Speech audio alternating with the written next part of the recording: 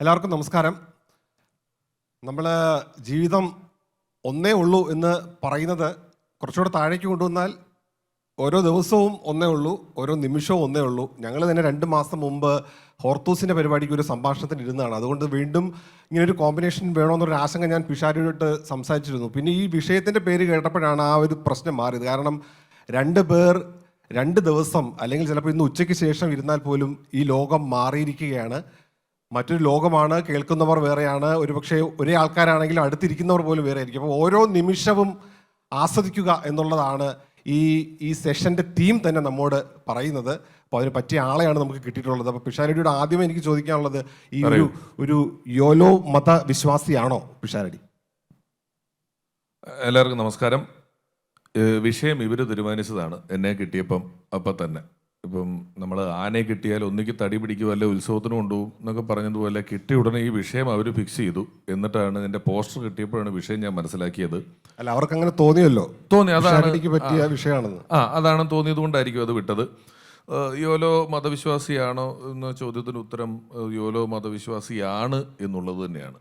ഞാൻ ആവശ്യമില്ലാതെ ടെൻഷൻ അടിക്കുകയോ ആവശ്യമില്ലാത്ത കാര്യങ്ങൾ ആലോചിച്ച് തല ഉണ്ടാക്കുകയോ ഒന്നും ചെയ്യുന്ന ഒരാളല്ല. വളരെ സമാധാനത്തോടെ സന്തോഷത്തായിട്ട് എന്ത് സംഭവിച്ചാലും സുഖമായിട്ട് സന്തോഷമായിട്ടിരിക്കുന്ന ഒരുത്തനാണ്. അതുകൊണ്ട് മതവിശ്വാസിയാണ്, യോലോ മതവിശ്വാസിയാണ്. പക്ഷേ ഈ യോലോ എന്നൊക്കെ പറയുന്നത് ഇതാണെന്നൊക്കെ ഞാൻ ഈ അടുത്ത കാലത്ത് അറിഞ്ഞത്. നമുക്ക് പണ്ടേ നിങ്ങൾക്ക് ഒരു ജീവിതമുള്ളൂ എന്നൊക്കെ പറയുമെങ്കിൽ ഇതിന് ഇങ്ങനത്തെ പേരുകൾ വന്നതും ഈ കാര്യം ഇതാണ് ഇതിന്റെ ഫുൾ ഫോം എന്നൊക്കെ അറിഞ്ഞത് ഈ അടുത്ത കാലത്താണ്. അല്ല, അപ്പൊ അതിന് അങ്ങനെ ജീവിക്കുന്നതിന് വേണ്ടിയിട്ട് പിഷാരടി സ്വന്തം ജീവിതത്തിലേക്ക് എടുക്കുന്ന കാര്യങ്ങൾ എന്തൊക്കെയാണ്? എങ്ങനെയാണ് അത് നടപ്പിലാക്കുക?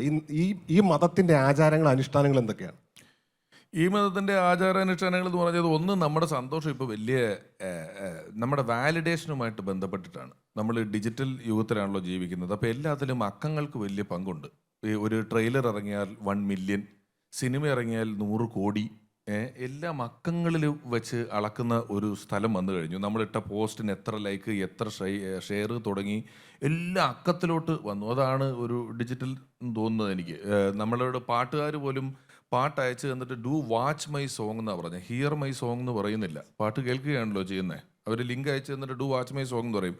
അപ്പോൾ അക്കങ്ങൾക്ക് ഇത്രയും പ്രാധാന്യം വരുന്നതിലുള്ള വലിയൊരു പ്രശ്നം എന്താണെന്ന് വെച്ച് കഴിഞ്ഞാൽ, ഇപ്പോൾ എനിക്ക് ഷുഗർ ഉണ്ട് എന്ന് നിങ്ങൾ പറഞ്ഞാൽ അത് നിങ്ങൾക്ക് അക്കം കൊണ്ട് അളക്കാൻ പറ്റും. ഷുഗർ ചെക്ക് ചെയ്താൽ നിങ്ങൾക്ക് കറക്റ്റ് കിട്ടും. നിങ്ങൾക്ക് ഇനി നമ്മുടെ ഗൗട്ടുണ്ട്, അല്ലെങ്കിൽ നിങ്ങൾക്ക് സോഡിയത്തിൻ്റെ കുറവുണ്ട്, നിങ്ങൾക്ക് എന്ത് കൂടിയാലും കുറഞ്ഞാലും അളന്നാൽ കിട്ടും. പക്ഷേ എനിക്ക് അസൂയുണ്ടെന്ന് പറഞ്ഞാൽ പിന്നെ നിങ്ങൾക്ക് അളക്കാനൊരു അക്കം കിട്ടുകയില്ല. ഒരു പ്രശ്നമുണ്ട് അവിടെ. ഞാൻ എൻ്റെ സ്വഭാവവും എൻ്റെ പെരുമാറ്റവും വെച്ച് മനസ്സിലാക്കുന്നതല്ലാതെ എൻ്റെ അസൂയ നിങ്ങൾക്ക് അളക്കാൻ പറ്റില്ല. എൻ്റെ കുശുംബാവൻ ഭയങ്കര കുശുംബനാന്ന് പറഞ്ഞു, നിങ്ങൾക്കിത് സയൻറ്റിഫിക്കായിട്ട് പ്രൂവ് ചെയ്യാൻ പറ്റത്തില്ല. ഈ പ്രശ്നം സന്തോഷത്തിനുണ്ട്. സന്തോഷം, നമ്മൾ എത്രമാത്രം സന്തുഷ്ടരാണ്, നമ്മൾ എന്ത് ഹാപ്പിയാണ് എന്ന് നമുക്ക് മനസ്സിലാക്കാൻ പറ്റുന്നില്ലാത്തത് കൊണ്ട് നമ്മളിത് ആയിട്ടില്ല എന്ന് വെറുതെ വിചാരിക്കുകയാണ്. സത്യത്തിൽ രാവിലെ എണീറ്റ് വെറുതെ വെള്ളം കുടിച്ച് ചായ കുടിച്ചിരിക്കുന്നത് വളരെ സന്തോഷമുള്ളൊരു കാര്യമാണ്. നിങ്ങൾ ആവശ്യമില്ല, അത് കുഴപ്പത്തിലായാലേ ഇതിൻ്റെ വില നമുക്ക് മനസ്സിലാവുള്ളൂ. അപ്പോൾ ഇതിന് വലിയ ആചാരാനുഷ്ഠാനങ്ങളൊന്നുമില്ല, വലിയ കുഴപ്പമൊന്നുമില്ലെങ്കിൽ നിങ്ങൾ ഹാപ്പിയാണ്. നിങ്ങൾ നോർമലാണെങ്കിൽ നിങ്ങൾ ഹാപ്പിയാണ്. ഈ നോർമലായ അവസ്ഥയുടെ മുകളിലുള്ള എന്തോ അവസ്ഥയാണ് ഹാപ്പിനെസ് എന്ന് വെറുതെ തെറ്റിദ്ധരിക്കുന്നതുകൊണ്ടാണ് ഹാപ്പി അല്ല എന്ന് വെറുതെ തോന്നുന്നത്. ഇവിടെ വെറുതെ ഇരിക്കണവർക്കൊന്നും ഇപ്പോൾ ഒരു ചുമ്മാ ഇരിക്കുക, നല്ല ഹാപ്പി ആയിട്ട് ഇരിക്കാവുന്നേ ഉള്ളൂ. പക്ഷേ ഇവരുടെ മുഖം കണ്ടാൽ വെള്ളപ്പൊക്കത്തിൻ്റെ ക്യാമ്പിലിരിക്കുമെന്ന് തോന്നും അല്ലേ? കൈയടിച്ച് ചിരിച്ച് സുഖമായിട്ടിരിക്കാവുന്നൊരു പരിപാടിയല്ലേ? നല്ല AC ഉണ്ട്, സൗകര്യങ്ങളുണ്ട്. അപ്പോൾ ഇതിൻ്റെ ആചാരാനുഷ്ഠാനം ഇത്രേ ഉള്ളൂ, നിങ്ങൾ ഹാപ്പിയാണ്. വളരെ വലിയ പ്രശ്നങ്ങൾ ഉണ്ടാകുന്നത് വരെയും നിങ്ങൾ ഹാപ്പിയാണ്. ഇത് അളക്കാൻ പറ്റില്ലെന്ന് പറഞ്ഞാലും ആളുകൾ മറ്റൊരാളുടെ സന്തോഷവുമായിട്ട് താരതമ്യപ്പെടുത്തി എപ്പോഴും സ്വന്തം സന്തോഷത്തെ കാണുകയും അങ്ങനെ സങ്കടപ്പെടുകയൊക്കെ ചെയ്യുന്നുണ്ട്. പലപ്പോഴും അവർ ഹാപ്പി ആണെന്ന് അവരറിയാത്തൊരു അവസ്ഥ ഉണ്ടെന്ന് തോന്നുന്നു. അതാ പറഞ്ഞത്, ഞാൻ പറഞ്ഞത് തന്നെയാണ് ജയമോഹൻ പറഞ്ഞത്. നമ്മളിത് കമ്പയർ ചെയ്ത് കഴിഞ്ഞാലും നമ്മൾ മറ്റൊരാളുടെ സന്തോഷത്തെ അളക്കുന്നതെന്ന് പറഞ്ഞാൽ അവൻ നമ്മളെ ചിലപ്പോൾ പറ്റിക്കുന്നുണ്ടാവും. അവൻ ഫോട്ടോ ഇട്ടിട്ടോ അല്ലെങ്കിൽ അവൻ വളരെ ലോൺ എടുത്ത് കഷ്ടപ്പെട്ട് കാറ് മേടിച്ചിട്ടോ ഒക്കെ കാണുന്നത് കണ്ടിട്ട്, ഈ മെറ്റീരിയൽസ് കണ്ടിട്ട് നമ്മൾ വെറുതെ തെറ്റിദ്ധരിക്കുന്നതാണ് അവൻ ഹാപ്പിയാണ് എന്നുള്ളത്. നമ്മളിപ്പം ചെളി കിടക്കുന്ന പോത്ത് ഹാപ്പിയാണോ അല്ലയോ നമുക്കറിയാമോ? ചിലപ്പോൾ നമ്മളെക്കാൾ ഹാപ്പി ആയിരിക്കും പുള്ളി. ഇത് ഹാപ്പി ആയിട്ടാണ് കിടക്കുന്നത്. അപ്പോൾ ഇത് ഞാൻ ഭയങ്കര ഹാപ്പിയാണ് എന്ന് മറ്റുള്ളവനെ ബോധിപ്പിച്ച് വാലിഡേഷന് വിടേണ്ട ഒരു അവസ്ഥ നമുക്ക് ഭയങ്കരമായിട്ട് മറ്റവൻ്റെ സർട്ടിഫിക്കറ്റ് കിട്ടേണ്ട ഒരു വലിയ പ്രശ്നമുണ്ട്. ഞാൻ ഹാപ്പി ആണെങ്കിലും ശരി, എനിക്ക് വേദന ഉണ്ടെങ്കിലും ശരി, എന്താണെങ്കിലും ശരി, ഇത് ഓപ്പോസിറ്റിന് കൊടുത്തിട്ട് അവൻ ഇത് സർട്ടിഫൈ ചെയ്ത് തന്നാലേ ഞാനിത് വിശ്വസിക്കുകയുള്ളൂ എന്നുള്ളൊരു അവസ്ഥ ഉള്ളതുകൊണ്ടാണ് പലപ്പോഴും നമ്മൾ ഹാപ്പി അല്ലാത്തത്. അല്ലാതെ ഇത് ഈ ഹാപ്പിനെസ് ഒരു വലിയ കോംപ്ലിക്കേറ്റഡ് പ്രശ്നമൊന്നുമല്ല. പിന്നെ നമ്മൾ ബ്രെയിനിൻ്റെ ഒരു പാരഡോക്സ് ഉണ്ട്. നമുക്ക് ചിന്തിക്കാൻ പറ്റും, നമുക്ക് നമ്മുടെ ചിന്തകളെക്കുറിച്ച് ചിന്തിക്കാൻ പറ്റും. ഇതൊരു വലിയ പ്രശ്നമാണ്. ഒന്നുകൂടെ ശ്രദ്ധിച്ചോളണം. ചിന്തിക്കാൻ പറ്റും, ചിന്തകളെക്കുറിച്ച് ചിന്തിക്കാൻ പറ്റും. അടുത്ത നിമിഷം എന്താ ചിന്തിക്കുന്നതെന്ന് ചിന്തിക്കാനുള്ള കഴിവുമില്ല. ഇപ്പം നമ്മൾ തുടങ്ങിയപ്പോൾ ഇപ്പം ഇത്ര എത്തിയില്ലേ, നമുക്കറിയില്ലായിരുന്നു ഇത് ഇങ്ങനെയൊക്കെയാണ് ചിന്തിച്ച് വരുന്നത് എന്നുള്ള കാര്യം നമുക്കറിയില്ലായിരുന്നു. അപ്പം പലപ്പോഴും വർത്തമാനകാല സാഹചര്യത്തിൽ നമ്മൾ തലയ്ക്കകത്ത് ജീവിക്കുന്നതിൻ്റെ ഒരു വലിയ കുഴപ്പമുണ്ട്. സുഖം പൊതുവെ ബ്രെയിന് ആണ് സെൻസ് ചെയ്യുന്നതെങ്കിലും നമ്മുടെ പഞ്ചേന്ദ്രിയങ്ങളിലൂടെയാണ് നമ്മൾ സുഖം അനുഭവിക്കുന്നത്. കണ്ണ്, കാത്, ത്വക്ക്, നാക്കിൽ നല്ല രുചിയുള്ള ഭക്ഷണം കഴിക്കുക എന്നൊക്കെ പറയുന്നത്. പക്ഷെ നമ്മൾ ഫുൾ ടൈം നമ്മൾ ഭക്ഷണം കഴിക്കുമ്പോഴും ചിലപ്പോൾ മൊബൈൽ നോക്കിയിരിക്കുന്നു. അപ്പോൾ അത് നമ്മൾ അറിയുന്നില്ല. പലതരത്തിൽപ്പെട്ട ഫിസിക്കലായ രസങ്ങൾ നമ്മൾ തലച്ചോറിൽ വേറെ സാധനം ഉള്ളത് കൊണ്ട് നമ്മൾ അറിയുന്നില്ല. തല ഇച്ചിരി ഫ്രീ ആക്കി ഇട്ടാൽ, തലയിലെ കുറച്ച് ആവശ്യമില്ലാത്ത സ്ക്രീൻഷോട്ടുകൾ ഡിലീറ്റ് ചെയ്ത് കൊടുത്താൽ ഇത് നമുക്ക് കുറച്ചുകൂടെ സന്തോഷം അനുഭവിക്കാൻ പറ്റും. അതുകൊണ്ടാണ് നിങ്ങൾ ശ്രദ്ധിച്ചാൽ മനസ്സിലാവും, നമ്മുടെ ഒരുമിക്ക വഴിപാടുകളും ശരീരത്തെ വേദനിപ്പിക്കുന്നതാണ്. നിലത്ത് കിടന്ന് ഉരുളുക, ശൂലം കുത്തുക, തീയിൽ നടക്കുക, വ്രതം എന്ന് പറഞ്ഞ് പട്ടിണിക്കിരിക്കുക. അപ്പം നമുക്ക് ഒരു 2 ദിവസമൊക്കെ വിശന്ന് കഴിയുമ്പോൾ തലയിൽ നല്ല ബോഡിക്ക് പ്രശ്നം വരുമ്പോൾ തല ബോഡിയുടെ അടുത്തേക്ക് വരും. അപ്പം നല്ല സമാനമായി ഉരുണ്ട് എണീറ്റപ്പം ഒരു നിർവൃതി. കാരണം ശരീരം നൊന്തേ, ശരീരം നൊല്ലുമ്പോൾ തലച്ചോറിൽ നിന്ന് നമ്മൾ ബോഡിയിലോട്ട് ഇറങ്ങി ജീവിക്കുകയാണ്. അപ്പോൾ ബോഡിയിൽ ജീവിക്കാൻ തുടങ്ങിയാൽ കുറച്ചുകൂടെ നമ്മൾ ഹാപ്പി ആവും. നമ്മൾ ആവശ്യമില്ലാതെ തലയ്ക്കകത്ത് ജീവിക്കുന്നതിൻ്റെ ഒരു വലിയ കുഴപ്പമാണ് ഹാപ്പിനെസ് ഇല്ലാതാക്കുന്നതെന്ന് തോന്നിയിട്ടുണ്ട് എനിക്ക്. ഈ യോലോക്കാർ സ്ഥിരം പറയുന്ന ചില സാധനങ്ങളുണ്ട്. മനസ്സ് പറയുന്നത് കേൾക്കുക, അതുപോലെ റിസ്ക് എടുക്കുക, കംഫർട്ട് സോണിൽ നിന്ന് പുറത്ത് വരിക. അപ്പം രമേഷ് പിഷാരടി അങ്ങനെയൊക്കെ ചെയ്തിട്ടാണോ സന്തോഷം കണ്ടെത്തുന്നത്, അല്ലെങ്കിൽ യോലോ മതത്തിൽ തുടരുന്നത്? അതൊരു ഈ മോട്ടിവേഷൻ മുട്ടി ഇപ്പം ഇനി എന്ന ആൾക്കാർ മരിക്കുന്നതെന്നും കൂടെ അറിഞ്ഞാൽ മതി. അത്രയും മോട്ടിവേഷൻ ഉണ്ട് ഇൻ്റർനെറ്റിൽ. മൊത്തത്തിൽ ആര് തട്ടിയാലും ഞാൻ നോക്കുമ്പോൾ ഇത്ര ഉള്ളൊരു പയ്യൻ മോട്ടിവേറ്റ് ചെയ്യുന്നത്, അവനൊരു 10 വയസ്സുണ്ടാവില്ല. ഇവൻ എന്ത് ജീവിതം കണ്ടിട്ടാണ്, ഇവൻ എന്ത് ജീവിതാനുഭവത്തിൽ നിന്നാണ് നമ്മളെ മോട്ടിവേറ്റ് ചെയ്യുന്നതെന്ന് ഒരു പിടുത്തവുമില്ല. ഒന്നും എത്തിയിട്ടില്ലാത്ത അവരൊന്നും നമ്മൾ ഉദ്ദേശിക്കുന്ന ഉദ്ദേശത്തിൽ ജീവിക്കാൻ ഉദ്ദേശിക്കുന്നവൻ പറയുന്ന കാര്യങ്ങളൊന്നും നമ്മൾ കേൾക്കേണ്ട ആവശ്യമൊന്നുമില്ല. പിന്നെ ഈ മോട്ടിവേഷൻകാർ പറയുമല്ലോ, നിങ്ങൾ നിങ്ങളുടെ പാഷന് പുറകെ പോവുക എന്നൊക്കെ. പക്ഷേ നിങ്ങൾക്ക് പാഷനുള്ള സ്ഥലവും പ്രതിഭയുള്ള സ്ഥലവും ഒന്നല്ലെങ്കിൽ നിങ്ങൾ പെട്ടുപോകും. എനിക്ക് പാഷൻ പാട്ടിനോടാണ്, എനിക്ക് പ്രതിഭ കണക്കിലാണ്. ഞാൻ അക്കൗണ്ടൻ്റ് ആകാൻ പോകാതെ പാട്ടിൻ്റെ പുറകെ പോയാൽ പാടാൻ പ്രതിഭയില്ലെങ്കിൽ എനിക്കൊരു സ്ട്രെസ്സ് വരും. അപ്പം നമ്മളൊരു ഫോർമുല 1 റേസ് നടക്കുന്ന ഒരു ട്രാക്കിൽ ഓട്ടോറിക്ഷയായിട്ട് ചെന്ന അവസ്ഥ വരും നമുക്ക്. നമ്മുടെ നല്ല ഈ ഓട്ടോറിക്ഷയും കൊണ്ട് നാട്ടെന്ന് സ്ട്രെസ് അടിക്കുക എന്നുള്ളതല്ലാണ്ട് വേറൊരു പ്രയോജനവും അതിനകത്ത് കിട്ടില്ല. അപ്പോൾ ഈ സൈസ് മോട്ടിവേഷൻ കൊണ്ടുമൊക്കെ നിങ്ങൾ തെറ്റായ സ്ഥലങ്ങളിൽ കംഫർട്ട് സോൺ പൊട്ടിക്കുക എന്നുള്ളതല്ല. ഇത് പൊട്ടിച്ച ശേഷം നിങ്ങൾ എവിടെ പോകുന്നു എന്നുള്ളതും കൂടെ ഒരു വലിയ ഘടകമാണ്. ഇത് പൊട്ടിച്ചിട്ട് ആവശ്യമില്ലാത്ത സ്ഥലങ്ങളിൽ പോയി നിന്നാൽ വീണ്ടും നമുക്ക് ടെൻഷൻ വരും. അപ്പം അത്തരത്തിലുള്ള പറച്ചിലുകളും കാര്യങ്ങളെക്കാളൊക്കെ നമുക്ക് കുറച്ച് നമ്മുടെ യുക്തിയും നമ്മുടെ ബുദ്ധിയും ഒക്കെ ഉപയോഗിച്ചുകൊണ്ട് സന്തോഷമുള്ള സ്ഥലങ്ങളിലായിരിക്കുക എന്ന് പറയുന്നതാണ് വലിയ കാര്യം. ഈ സന്തോഷവുമായി ബന്ധപ്പെട്ടിട്ട് സക്സസ്സിന് വലിയ പങ്കുണ്ട് എന്ന് ഞാൻ വിശ്വസിക്കുന്നില്ല. ചിലർക്കത് അങ്ങനെയാണ്, ചിലർക്ക് അങ്ങനെ അല്ല. ഞാൻ ചില ആൾക്കാരെ കണ്ടിട്ടുണ്ട്, സാധാരണ ഒരു കുഞ്ഞു വീട്ടിൽ മര്യാദക്ക് ഒരു കുഞ്ഞു കുടുംബവുമായി ഒരു കുഞ്ഞു ജോലി ചെയ്ത് അവനവൻ്റെ കാര്യം നോക്കി വളരെ ഹാപ്പിയായി ജീവിക്കുന്നവരുണ്ട്. ഒരു പക്ഷേ നമ്മൾ രാത്രി വെയിറ്റ് ഷെഡിലോ മറ്റെവിടെ കിടക്കുന്ന ഒരാളെ കണ്ട് നിങ്ങൾ ചിലപ്പം ഇവൻ പാവെന്ന് വിചാരിക്കുന്ന ഒരാൾ, അവൻ നല്ല സന്തോഷമായിട്ടായിരിക്കാം കിടക്കുന്നത്, ആണെന്നല്ല പറയുന്നത്. അപ്പോൾ സന്തോഷം വേറൊരു സ്ഥലത്ത് നമുക്ക് കണ്ടെത്തേണ്ടതാണ്. ഇപ്പോഴുള്ളൊരു പ്രശ്നം എന്ന് പറയുന്നത്, നമ്മൾ സന്തോഷവും സമാധാനവും എന്ന് പറയുന്ന 2 വാക്കുകളിൽ സമാധാനം ബോറടിക്കുന്നതായിപ്പോയി. സന്തോഷവും സമാധാനവും ഉണ്ടല്ലോ. നിങ്ങൾ ചില അപ്പാപ്പന്മാരൊക്കെ വീടിൻ്റെ ഇറയത്തിരിക്കുന്ന കണ്ടിട്ടുണ്ടോ? ഒരു 2 മണിക്കൂറൊക്കെ ഒറ്റ ഇരിപ്പാ, ചുമ്മാ ഇരിക്കും. നമുക്കിപ്പോൾ ചുമ്മാ ഇരിക്കാൻ വലിയ പാടാ. സന്തോഷം സമാധാനത്തിനകത്തെ സമാധാനം വല്ലാതെ ബോറിംഗ് ആയി തുടങ്ങിയത് കൊണ്ട് നമുക്ക് കോൺസ്റ്റൻ്റായിട്ട് നമ്മുടെ ബ്രെയിനിന് എന്തെങ്കിലും ഫീഡ് ചെയ്തുകൊണ്ടേ ഇരിക്കേണ്ട ഒരു അവസ്ഥ വന്നിട്ടുണ്ട്. ഇത്തിരി സമാധാനം കൂടെ ആസ്വദിക്കാൻ പഠിച്ചാൽ, ഇത്തിരി ബോറടിക്കാൻ കൂടെ പഠിച്ചാൽ, കറണ്ട് പോയിട്ട് കറണ്ട് വരുമ്പോഴുള്ള സന്തോഷം ചുമ്മാ കറണ്ടുള്ളപ്പോൾ നിങ്ങൾക്കില്ലല്ലോ, അല്ലേ? അരമണിക്കൂർ കറണ്ട് പോയിട്ട് ഇത് വരുമ്പോൾ നിങ്ങൾക്കൊരു സന്തോഷമില്ലേ? ആ സന്തോഷം നമുക്ക് എക്സ്പ്ലോർ ചെയ്യണമെങ്കിൽ നമ്മൾക്ക് ഇതില്ലാത്ത അവസ്ഥകൾ എപ്പോഴും ഉണ്ടാകണം. കോൺസ്റ്റൻ്റായിട്ട് ഫീഡ് ചെയ്യപ്പെടുകയും കോൺസ്റ്റൻ്റായിട്ട് ഹാപ്പി ആയിരിക്കുകയും ചെയ്യുന്നത് കൊണ്ട് നമുക്കിത് മനസ്സിലാക്കാൻ പറ്റാത്തതിൻ്റെ ഒരു പ്രശ്നമുണ്ട്. അപ്പം നമ്മളെ ഇടയ്ക്ക് ഒരു ഇച്ചിരി ബോറടിക്കാൻ വിടുക. നല്ല ബോറടിയിലിരുന്ന ശേഷമൊക്കെ ഇറങ്ങിയാലേ ഇത് നമുക്ക് ജഡ്ജ് ചെയ്യാൻ പറ്റുള്ളൂ. അതുകൊണ്ടാണ് ആളുകൾ ഇപ്പം ഞാൻ പുതിയ കുട്ടികളെ സംബന്ധിച്ചിടത്തോളം അവർ കുറച്ചുകൂടെ എക്സ്പോസ്ഡ് ആണ്. അവർക്കെല്ലാം അറിയാം. അവർ ഭയങ്കര അബാൻഡൻസ് എന്ന് പറയും. അവർ അത്ര സമൃദ്ധിയിലും ഇവർക്ക് ചിലപ്പോൾ മാനസികമായ സന്തോഷത്തിൻ്റെ കുറവുണ്ട്. അത് നിരന്തരം സന്തോഷമായിട്ട് ഇരിക്കുന്നതുകൊണ്ടാണെന്നും തോന്നിയിട്ടുണ്ട്.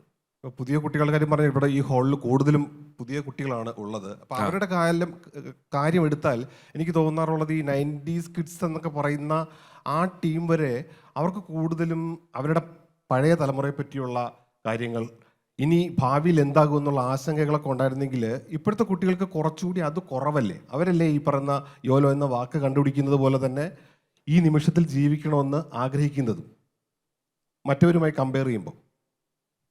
അങ്ങനെ നമ്മൾ ആ കാലത്തെ പിള്ളേർ ഈ കാലത്തെ പിള്ളേർ വേണ്ടി കമ്പയർ ചെയ്യുമ്പോൾ നമുക്ക് പുറകോട്ട് മാത്രമേ ആക്സസ് ഉണ്ടായിരുന്നുള്ളൂ. കഴിഞ്ഞ കാര്യങ്ങൾ മാത്രമേ അറിയാമായിരുന്നുള്ളൂ. അത് വെച്ച് നമുക്ക് കിട്ടുന്ന സൗകര്യങ്ങൾ നമുക്ക് വലിയ സന്തോഷമായിരുന്നു. ഇത്തരത്തിലത്തെ ആളുകൾക്ക് ലോകം മുഴുവൻ അറിയാം. അവർക്ക് എല്ലാ കാര്യങ്ങളും എന്താണെന്നൊക്കെ അറിയാം. നമുക്ക് ഈ പോർഷെ എന്ന് പറയുന്നൊരു കമ്പനി ഉണ്ടെന്നും അത് കാർ ഇറക്കുന്നുണ്ടെന്നും അറിഞ്ഞാലാണല്ലോ ഇതിനെക്കുറിച്ച് നമുക്കൊരു പ്രശ്നമുള്ളൂ. എനിക്കിതില്ലെന്നും ഇതെനിക്ക് കിട്ടിയിട്ടില്ലെന്നും ഒക്കെ ഉള്ള സങ്കടമുള്ളൂ. നമുക്കിത് അറിയത്തില്ലായിരുന്നു. നമ്മൾ ഉജാലയുടെ കുപ്പിക്ക് തോളയിട്ട് ഹവായി ചെരുപ്പ് ഇട്ട് തള്ളിക്കൊണ്ട് നടന്നപ്പോൾ നല്ല സന്തോഷമായിരുന്നു. നമ്മുടെ വിചാരം ഇത് ഭയങ്കര ടോപ്പാന്നാ. ഇപ്പം 3-4 ടൈപ്പ് ഉണ്ടായിരുന്നുള്ള കവറുള്ള മിഠായി ഇല്ലല്ലോ, പൊതി ഇല്ലല്ലോ മിഠായിക്ക്. അപ്പോൾ ഇപ്പം മാളുകളിൽ പോയി ഇലക്ട്രിക് കാറ്, ഡാഷിംഗ് കാറൊക്കെ ഓടിക്കുന്ന ഒരുത്തന് ലോകപരിചയം കൂടുതലാണ്. ഇവൻ വളരെയധികം ലോകപരിചയമുണ്ട്. പക്ഷെ നമ്മൾ മൂന്നാം ലോക രാഷ്ട്രങ്ങളിൽ നിന്നുകൊണ്ട് ഇതെല്ലാം അറിയുകയും അവിടെ എത്തിപ്പെടാൻ പറ്റാതിരിക്കുകയും ചെയ്യുന്നതിൻ്റെ ഒരു സ്ട്രെസ്സുണ്ട്. നിങ്ങൾക്ക് നല്ലോണം വിശക്കുന്നുണ്ടെങ്കിൽ നിങ്ങൾ ഫുഡിന് അടുത്തെത്തിയ ശേഷം നിങ്ങളോട് തിന്നാതിരിക്കാൻ പറഞ്ഞാലുള്ളൊരു ബുദ്ധിമുട്ടുണ്ടല്ലോ. നിങ്ങൾക്ക് അറിയാം ഇവിടെ ഫുഡ് ഇരിപ്പുണ്ടെന്ന്, നിങ്ങൾ എടുക്കരുതെന്ന് പറഞ്ഞ പോലത്തെ ഒരു അവസ്ഥയിലുള്ളൊരു സ്ട്രെസ്സില്ല. അത് പുതിയ കാലത്തൊരു ഇത്തിരി കൂടുതലാണ്. ഇവർക്ക് എല്ലാത്തിനെ കുറിച്ചും അറിയാം. പക്ഷെ നമ്മുടെ രാജ്യത്തോ നമ്മുടെ ചുറ്റുപാടുകളിലോ അറിയുന്നത് പോലെ അതിലേക്ക് എത്താനുള്ള സൗകര്യം ഇല്ലെന്ന് തോന്നാറുണ്ട്. അല്ല, അറിവിന്റെ കാര്യം കൂടാതെ മറ്റൊന്ന്, ഈ പഴയ ആൾക്കാരൊക്കെ സന്തോഷം അവരുടെ ഒരു ആദ്യ പരിഗണന ആയിരുന്നില്ല എന്ന് തോന്നുന്നു. നമ്മുടെ ബാക്കി എല്ലാ പണിയും കഴിഞ്ഞിട്ട് സന്തോഷിക്കാമെന്ന് ഇരിക്കുകയും റിട്ടയർമെന്റിന് ശേഷം ഈ സന്തോഷത്തിന്റെ വഴികളിലേക്ക് പോയ ആൾക്കാരെയൊക്കെ നമ്മൾ കണ്ടിട്ടുണ്ട്. പക്ഷേ ഇപ്പോൾ കൂടുതലും ഇന്ന് സന്തോഷിക്കേണ്ടത് ഇന്ന് സന്തോഷിക്കുക, ലെഷർ എന്ന് പറയുന്നത് ജീവിതത്തിൽ ഒരു പ്രധാന കാര്യമാണെന്ന് വിശ്വസിക്കുന്നതായി തോന്നിയിട്ടുണ്ട്. ഉണ്ട്. അന്ന് നമ്മൾ കുടുംബം നോക്കുക, പണിയെടുക്കുക എന്ന് പറയുന്നത്, പണിയെടുത്ത് സമൂഹത്തെ ബോധിപ്പിക്കുക എന്ന് പറയുന്നതായിരുന്നു അവരുടെ ഒരു സന്തോഷമെങ്കിൽ അതവർ സന്തോഷിച്ചില്ല എന്നുള്ളതല്ല, അവരാ ത്യാഗം ഭയങ്കര സന്തോഷമാക്കി എടുത്തിരുന്നു. ഞാൻ ഭയങ്കര ത്യാഗിയായിരുന്നു എന്ന് പറഞ്ഞാൽ അവനവനൊരു മെൻ്റൽ റിവാർഡായിരുന്നു ഞാൻ ഈ ത്യാഗം മുഴുവൻ ചെയ്തു എന്ന് പറയുന്നത്. അപ്പോൾ അത് ആ തലമുറക്കുണ്ട്. ഇപ്പം അങ്ങനെ അത്ര കണ്ട് ചിന്തിക്കുന്ന കാര്യമൊന്നുമില്ല. ഞാൻ പോലും എൻ്റെ പിള്ളേർക്ക് വേണ്ടി എന്നൊക്കെ പറയുമ്പം വേണേ പണിയെടുക്കട്ടെ എന്നൊരു ചെറിയ ലൈൻ എനിക്കുണ്ട്. പക്ഷെ എൻ്റെ അച്ഛൻ അങ്ങനെ ആയിരുന്നില്ല. സന്ദേശം സിനിമയിൽ തിലകൻ ചേട്ടൻ പറഞ്ഞ ഡയലോഗ് ഞാൻ എൻ്റെ വീട്ടിൽ കേട്ടിട്ടുണ്ട്. ഒരു ചായ കുടിക്കുമ്പം ഉള്ളിൽ ആദ്യമാണ് ഈ പൈസ വീട്ടിലെത്തിക്കാൻ പറ്റുമോ എന്ന് അദ്ദേഹം സന്ദേശത്തിൽ പറയുന്നുണ്ട്. ഈ ഡയലോഗ് കേട്ടപ്പം ഞാനിതെൻ്റെ ചെറുപ്പത്തിൽ എൻ്റെ വീട്ടിൽ കിട്ടുന്നുണ്ട്. പക്ഷെ എനിക്കത്ര ആദ്യമൊന്നുമില്ല, ഞാൻ കുടിക്കും. പിള്ളേർ വേണമെങ്കിൽ ശരീരയുടെ മക്കളാകുമ്പോഴത്തേക്ക് അതിലും കൂടുതലായിരിക്കും. ഏതാ ഈ പൈസ ചിലവാക്കാനുള്ള, പൈസ ഉണ്ടായാൽ മാത്രം പോരല്ലോ, സന്തോഷത്തിന് വേണ്ടിയിട്ട് പൈസ ചിലവാക്കാനുള്ള ഒരു മനസ്സും കൂടി വേണമല്ലോ. ആ മനസ്സും ഓരോ ജനറേഷൻ കഴിയുമ്പോഴും കൂടി വരികയാണ്. പൈസ ചിലവാക്കാൻ ഇവർക്ക് അങ്ങനെ ഒരു പുതിയ ബാച്ചിന് അത് അറിയുന്നില്ല. അവരൊരു തീപ്പെട്ടി മേടിക്കാൻ കടയിൽ പോകാൻ പോലും നമ്മൾ പറയുന്നില്ല. നമ്മൾ കൂടിപ്പോയി അപ്പുറത്തെ മുറിയിൽ നിന്ന് ഒരു മൊബൈലിന് ചാർജർ എടുത്തു തരാനേ പറയാറുള്ളൂ. അത് തന്നെ അവന്മാരെന്തെങ്കിലും പഠിക്കുവാന്നോ ചെയ്യുമെന്ന് പറഞ്ഞാൽ നമ്മൾ അതും പറയാറില്ല. അതുകൊണ്ട് ആ പ്രശ്നം കാര്യമായിട്ട് അവർക്കില്ല. അപ്പോൾ ഇതൊക്കെ സ്വന്തം അനുഭവം കൂടെ ചേർത്ത് ഉള്ള ചോദ്യങ്ങൾ തയ്യാറായി റെഡിയാക്കി വെക്കുക, അവസാനം ചോദിക്കാൻ. ഞാൻ ചോദിക്കും പോലെ ആയിരിക്കില്ല നിങ്ങളുടെ ചോദ്യം. ഒരു കാര്യം കൂടി ചോദിക്കാനുള്ളത്, നമ്മൾ ഈ ത്യാഗത്തിൻ്റെ കേസ് പറഞ്ഞല്ലോ, ഈ സമൂഹവും വലിയ ത്യാഗം ചെയ്യുന്ന ആൾക്കാർ, സന്തോഷിക്കാത്ത ആളുകൾ, ലെഷർ എടുക്കാത്ത ആൾക്കാർ ചെയ്യുന്നതാണ് മഹത്തായ കാര്യം എന്ന് വിചാരിച്ചതൊരു പ്രശ്നമല്ല. ഇപ്പം നമ്മൾ ചില ആൾക്കാർ നോക്കിപ്പോൾ പൊതുപ്രവർത്തകരെ എടുക്കുക. അപ്പം ഉമ്മൻചാണ്ടി, അദ്ദേഹം ഉറങ്ങാറില്ല, കുടുംബത്തിന് സമയം കൊടുക്കാറില്ല, എപ്പോഴും പ്രവർത്തിച്ചുകൊണ്ടേയിരിക്കുന്നു എന്നുള്ളതൊരു വലിയ ക്വാളിറ്റി ആയിട്ടാണ് കാണുന്നത്. ഇപ്പോൾ ഇപ്പോഴത്തെ പ്രധാനമന്ത്രി പറയുന്ന പുള്ളി 16 മണിക്കൂറോളം വർക്ക് ചെയ്യുന്നു എന്നുള്ളതാണ്. സത്യത്തിൽ അതിനെ മഹത്വവൽക്കരിക്കുന്നതിലൊരു പ്രശ്നമില്ലേ? ഒരാൾ ഉറങ്ങണം, ലെഷർ ടൈം ആണ്, അയാൾ ഫാമിലി ആയിട്ട് ടൂർ പോകണം, അങ്ങനെയുള്ളവർ. ഇല്ല, ഇത് ഓരോരുത്തരുടെയും സന്തോഷം ഓരോ തരവാ. അല്ല അത് അതിനെ കാണുന്ന കാഴ്ചയെ അവർക്ക് പറ്റി അത് സന്തോഷമാണ്. ഉമ്മൻചാണ്ടി സാറിന് അടുത്തൊരു 4 പേരല്ലേ ഇന്ന് രാവിലെ എണീക്കുമ്പോൾ ചുറ്റും ആളില്ല എന്ന് പറഞ്ഞാൽ പുള്ളിക്ക് ഭയങ്കര സങ്കടമായിരുന്നു. ഭയങ്കര സങ്കടമായിരുന്നു. ഇവർക്ക് ആ ആൾട്ടിറ്റ്യൂഡ് എടുക്കാൻ പറ്റുന്നതുകൊണ്ടാണ് ഇവരവിടെ എത്തുന്നത്. ഞാൻ സംസാരിച്ചിട്ടുണ്ട്. അത് വയ്യാതെ ഒറ്റതിരിക്കുന്ന സമയത്തും അദ്ദേഹം ആള് വേണമായിരുന്നു അദ്ദേഹത്തിന്. അപ്പോൾ ഓരോരുത്തരുടെയും ചിലർ സിനിമ കാണുന്നതാണ് സന്തോഷം, ചിലർക്ക് വെറുതെ വീട്ടിൽ നിന്ന് കള്ളു കുടിക്കുന്നതാണ് സന്തോഷം, ചിലർക്ക് ഇൻ്റർനെറ്റിലൂടെ വേറെ വല്ല ആൾക്കാരും തെറി പറയുന്നതാണ് സന്തോഷം.